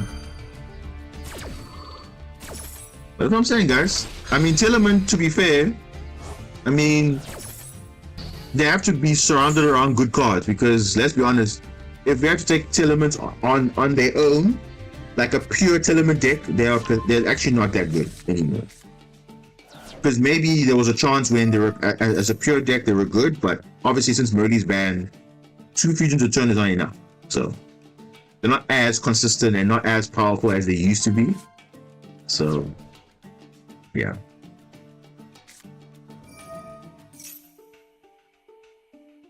But that's just me. I mean, obviously, if I'm going to play Tillerman, I'm not going to play broken cards around it. I'd rather play cards that I enjoy, because at least I rather appreciate the engine of, okay, it's a fusion engine, so that's it. So I don't want someone to say, oh, but now you only won because of that. So imagine now if that was, you know, let's say if that was a world championship or something, like everyone's gonna say clearly that wasn't the player performing, it was the deck performing, because the deck literally carried them. So can't say anything about that. Didn't show any indication of skill or whatever, like doing certain plays, you know, to play around stuff. They were just like, okay, cool, my deck's gonna carry me, and that's it, you know. But yeah, that's kind of what happens when you have a kind of good deck. So, and meanwhile, my opponent here is just going full combo, literally full combo. God tier. Look at this. This is pretty much Kashira. This is pretty much the future of the end board of Kashira before Arise obviously comes. This is the current meta right now. So banishing, zone locking. Oh, there goes my Zeals. Gone. Both of them. There and there. Yep. Okay, smart. Usually the opponents go for the lower links, but I mean, obviously take out your problem card. So your problem cards obviously will be Zelantis. So fair enough. Okay. Now he kind of misplayed a bit because number one, he didn't summon Shangri-Era in the extra monster zone. Because obviously he knows I'm playing Marincess, so I need a space to do link play. So now if you summon Shangri-Era here and you lock up this zone here, then that means I can't link summon. I can't do extension.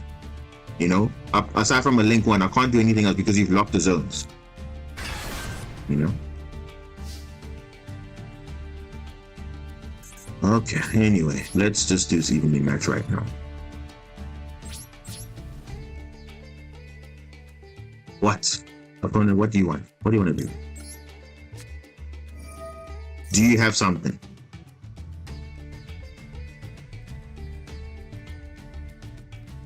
Oh, you probably weren't expecting that, huh?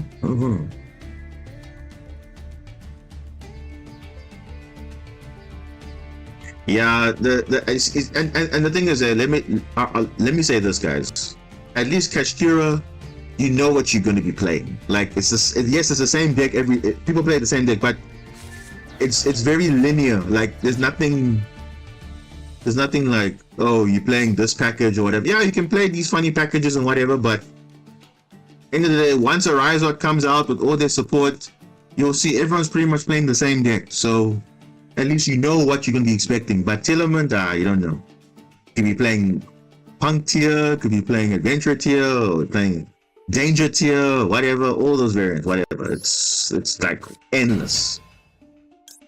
And Kashira is not actually that difficult to deal with because at least they're Macrocosmos. So, if a Rizot was there, wait, where is my Basilino? Don't tell me they banished it. Yeah, they banished it. Oh well. Well, it's not the end of the world though. You can still play under this, kind of, but if this was if Rizot was here, instead of Macrocosmos, we would use the Kaiju on it, then that will deal with it. But now, at the moment, they're playing a pseudo Macrocosmos. So, yeah. It is what it is. Of course, Hoppy's better that stuff. Of course you have it. Seas monster.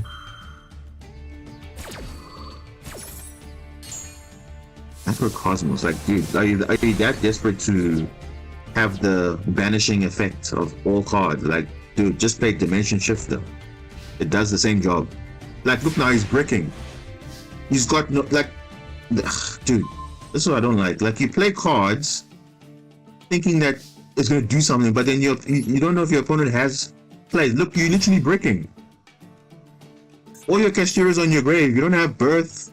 You ban it. Obviously, I use evenly match, but like, where's your follow-up? There's nothing. What is this?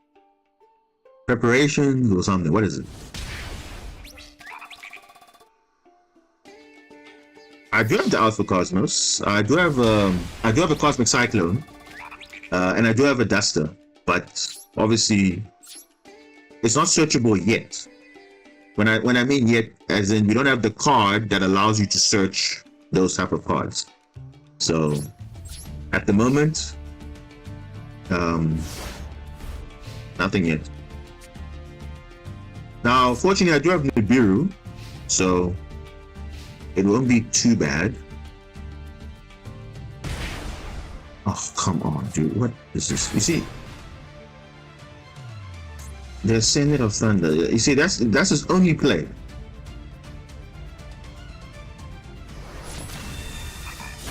Yeah. What? Why would you not target? Why would you not? What?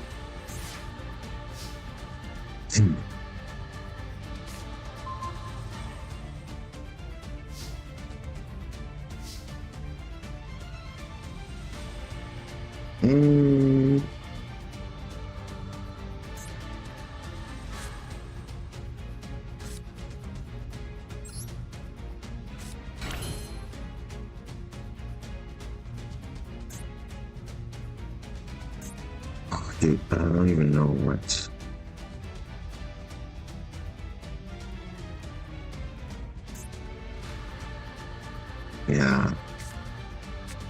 I don't want to give this to him because it's just like free kaiju. Like, no, it's fine. I'm probably going to be thinking, oh, but now do I have Kraken in the deck? The thing is, Kraken does not come up every game, so I take it out because I don't see it like meta relevant now. But yeah. Oh, preparations! I knew it. Guess you're okay. Okay, that's fine. You can. That's fine. Like, he's literally just relying on Macrocosmos. That's all he's doing now. So, you see again. What is gonna banish him? Ooh, look at the top decks I would have gotten. Jeez.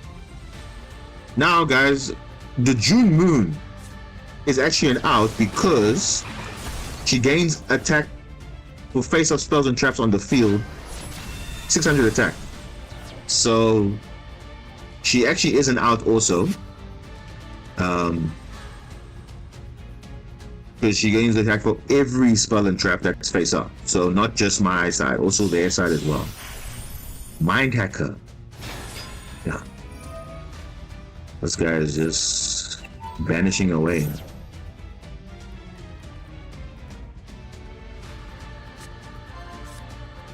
Okay. Mind Hacker.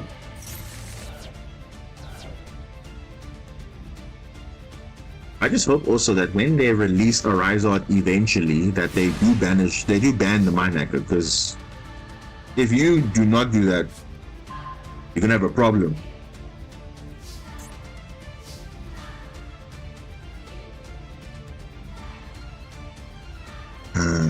The thing is, he's gonna return back the Kashira Ogre, because it's banished currently, and then I'll give him the Kaiju.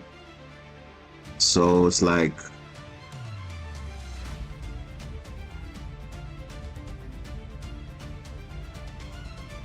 yeah, the thing is, like I said, guys, the thing is, yes, Kraken is an out under these type of conditions, because yes, you can burn your opponent and stuff, but the problem is the extra deck space is so tight, and the thing is, you want to see cards that you can use all the time. It's not every time people are running Macrocosmos, you know. So, and obviously you don't have the ability to side deck, so sometimes you end up not seeing a card because it's dead. Even I used to run Abyss Dweller, but Abyss Dweller never came up all the time because it was there, but it didn't come up as often. So definitely people be running Kraken and stuff for stuff like this, but in a best of one with no side deck, it's a bit difficult. You can't just say, okay, let's put in the card because it's there, and you never actually use it at all. So it's just a waste of extra deck space. So, but yeah, I don't know. Let's just get rid of this man. I don't need to banish my entire deck again because I already like got 19 cards. He's probably got all my oceans and stuff. Let me see. Huh? Oh. Ogre. Okay, that's fine. Let's just protect my life points. But it's fine, guys. This is not. This is bearable. This is not like, oh, okay, whatever. Obviously, he's only winning because he has Macrocosmos on field. That's it. And it's like Marincess can't play under it. We can. The thing is, we're just missing certain cards that allow us to do that. You know. So unfortunately, those cards aren't in the game yet. So, because even if we had Kraken, he's summoning like 5 billion monsters. So, oh, please have 5 summons. Please do. Please. 5 summons. 5 summons. Is that 5 summons? No, it's not. It's 3 summons.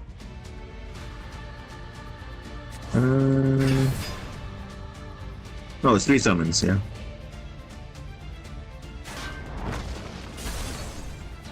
Yeah.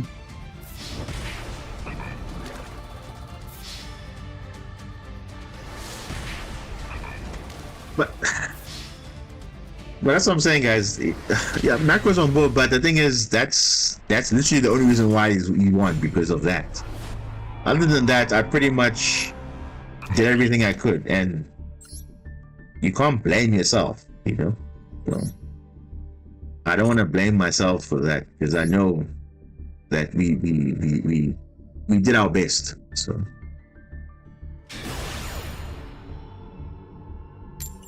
oh, and now we're gonna D rank. Yeah, that's unfortunate, but okay.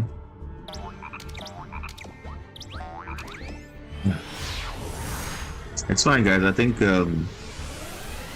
we've definitely had some good games. So I'm not really gonna complain at all. If you can get a win here to at least keep the rank, then it's fine. Then we can at least close out the stream on a good note. But of course, Kashira Fenrir, of course, is not going to be, you know, irrelevant. It's always going to be in the game. And of course, they're not playing Kashira, they're playing something else. Dogmatica. Yo, okay. Alright, so Dogmatica I have faced a few times. But now obviously not with the Kashira stuff. So we won't D rank from Diamond, but we'll D rank from Diamond 4 to Diamond 5 again. So yeah. Do they have the Albazoa though? That's the question. Because I don't mind sending cards in my hand as well. What?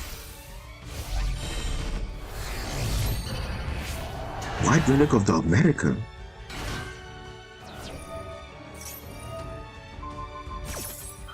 Oh wow. Okay.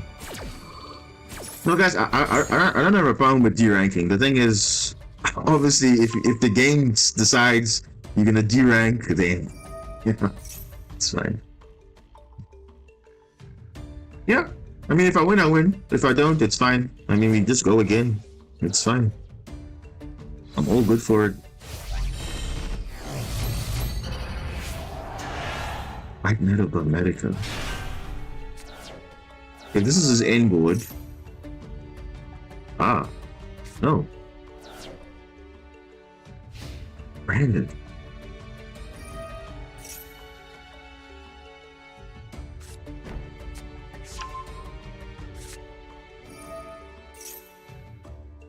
Okay. Okay, I see. So the Brenner Retribution is there. Because, oh, okay, smart. Well. What the opponent doesn't know is that, so for those who don't know, he set Brandon Retribution, which requires 2 monsters in the graveyard that mention Fallen of Albaz. Okay? So obviously, if you don't have 2 monsters that mention Fallen of Albaz, you cannot activate this. Okay? So, because it says return a fusion monster you control, which they don't have a fusion monster, which means they have 2 Fallen of Albaz monsters in the grave, which is not this one. It's the brand, Albion the Branded Dragon and Titaniclad, right? So the first thing we are going to do is get rid of it. So we're going to get rid of Titaniclad. It's fine. What Lancia? What? What? Neither player can ban it. Seriously? Who even plays this card?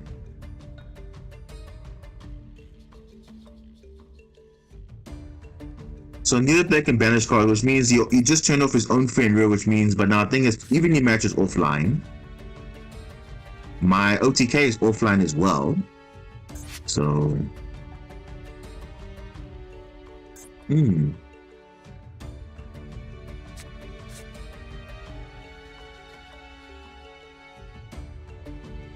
yeah, the thing is, I wouldn't expect America to run that card. I thought, okay, that was interesting because now, it's fine. It's just running.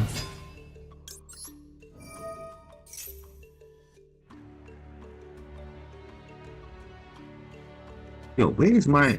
Oh, in hand.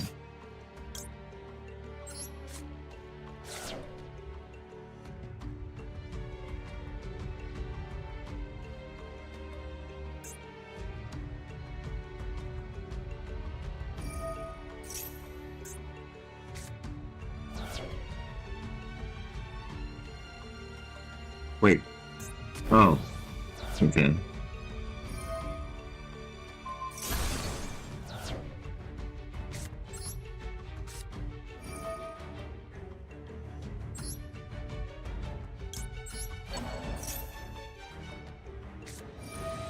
You see, this is what I was preventing, but now the guy plays Lancia, and it's like, what? So now someone's gonna say, but now I didn't know, I didn't play around it. The thing is, I knew exactly what to do. Ah, this guy, yo. Anyway, so now he's just gonna win now because he's got enough damage on field, which is just crazy now. That's just silly now, honestly. That is silly.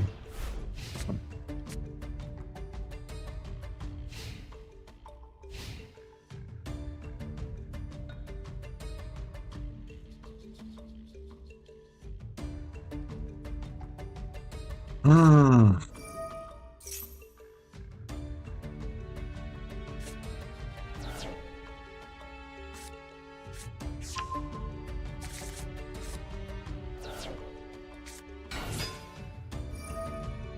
Yeah. That Lancia really messed me up a bit, eh?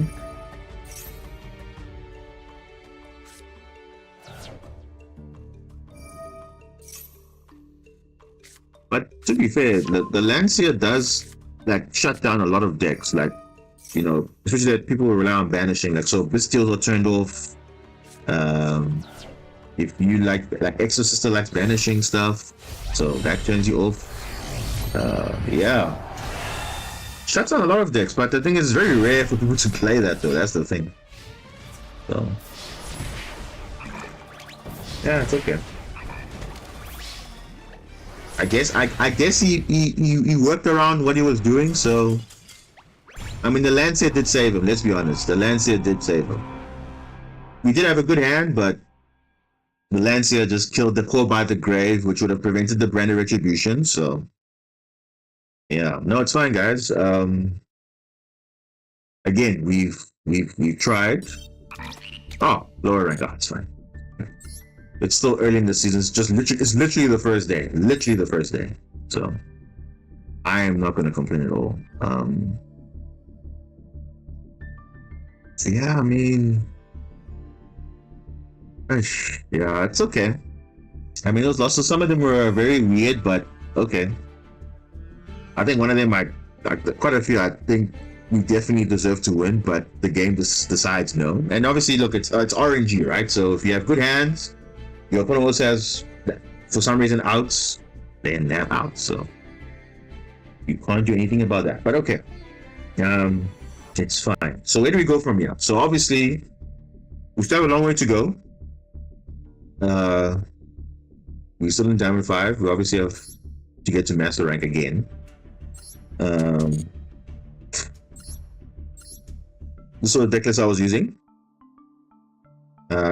It's pretty much the same list. So again, I think we only had 2 bricks. As far as I can remember, there were only like 2 bricks, and the deck was pretty consistent. I think. Apart from that, I mean, we had everything that we could play with. Obviously, people had Max C and stuff, so that kind of, you know, messed up everything.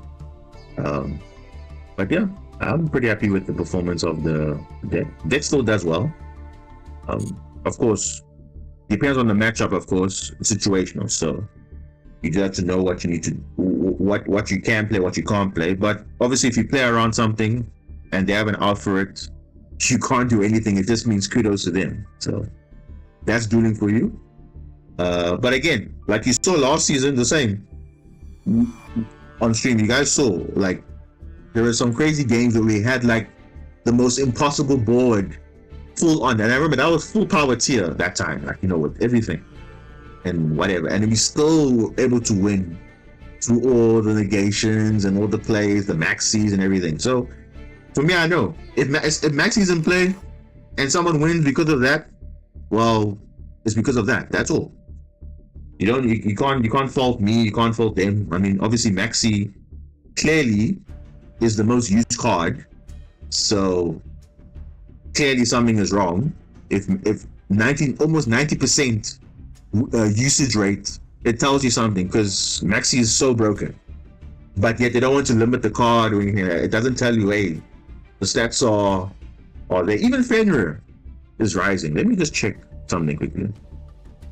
Let me just check on the website quickly what's happening there. Where is this? I think it was an article that they posted on Master Dominion. Yeah. This is the official in-game usage win rate as of August 29th, obviously. Not now that we are playing now, but it's a good indication. Alright? Look at this. Look at this. Top cards by usage rate. It's obviously Ash Blossom, yeah, that's fine. But look at the previous percentage. It's increasing. So it was 91%, now it's 93%. Pretty much 94% usage maxi. And it's banned in TCG for such a reason, because it doesn't encourage interactive play, because it's like, oh, you want to play your board, okay, but let me combo off for 10 minutes and then I still get to draw cards from your turn while trying to break my board. You know, it's not a balanced card. Whoever thinks it's balanced, I'm sorry, but don't think, oh, because it keeps combo jacks in check. No, it doesn't. It really doesn't, because it's like you should be losing, because it's supposed to be a fair matchup. How can someone combo and then in your turn trying to break their board, now they also have to worry about them getting card advantage every time, drawing like 20 cards, giving them all the hands that they need to out everything. I'm like, no, there's no way that can be fair. That's awesome. That's probably it's a balanced card, I would say. It's fair. It's situational. It's not like maxi where it's like, oh, you just get so much. I mean, Ash is Ash. It's fine. Look at Fenrir, guys. Fenrir just came out win. Not even a month ago. It's already 64% usage rate. If that doesn't tell you that card is broken, then there's something wrong. Because you saw now, even in the stream now, almost every game, I would say almost every game we saw Kashira Fenrir. And it actually decided games. Like, this card alone decides games. I must say now, in Master Duel specifically, there's going to be a problem, especially when the rest of the sport comes. Because honestly now, I think Konami has to realize, no, we need to get rid of this. We need to limit this card. I don't know why they made it semi-limited, because searching itself is what makes it a broken card. If it was limited to 1, then it would be fine. I mean, look at the Bestials. I think they did a good call on the Bestials, because Bestial Magnamut, Bestial Drosworm, they're powerful cards. So limiting them to 1 makes sense, right? Because otherwise, you weren't able to. No one would run Baldrake and Serenir. They're not that great. They're okay, but not great. But obviously, the best ones are Drosworm and Magnamut. Imagine if Drosworm was at 3, Magnamut was at 3. You're only going to play those, because those are the best ones, you know? But I think limiting the Bestials to 1 makes sense, because their power level is going to be neutralized, so it's fine. At least if Fenrir is at 1, you only have 1, you deal with it, don't worry about it again. They can search other Kashira monsters, doesn't search itself, that's fine. But maybe even at 1, it's still a problem. Who knows? But yeah, that's just me.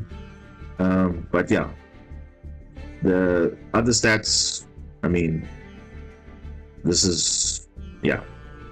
There you go. See, Bestials, they're here, but you see they're going down, because obviously it's not as popular as it used to be, because obviously Tillerman was obviously the deck that was popular, but now since there's going to be less tiers, Bestials are not going to be played as much. It's more going to be Kashira Fenrir, so yeah. I mean, that is what it is. So yeah, look, you see, was at 50%. 50% usage rate. Now it's at 50%. The Bastille. So I think they did a good call here on this. Because, you know, it's fine. But yeah, that is the meta for you guys. But anyway, I think we're gonna end the stream here. It was nice being here, streaming for you guys. Unfortunately, I couldn't give you guys the best gameplay. Obviously, I mean, I did try my best to play through, but you know, when the game says no, the game says no. But yeah, we'll keep on grinding, and yeah, we still have a long way to go. It's only early phase in the season. We'll definitely get there soon. But yeah, it is what it is. But yeah, thanks everyone for being here. Do appreciate everyone for sticking around. And yeah, leave a like, comment, subscribe on your way out if you haven't done so already. Share it with your friends. Yeah, we pretty much are on the road to master rank for Season 21. And on that note, I will see you guys next time. Thank you. Good night, good afternoon, and good morning.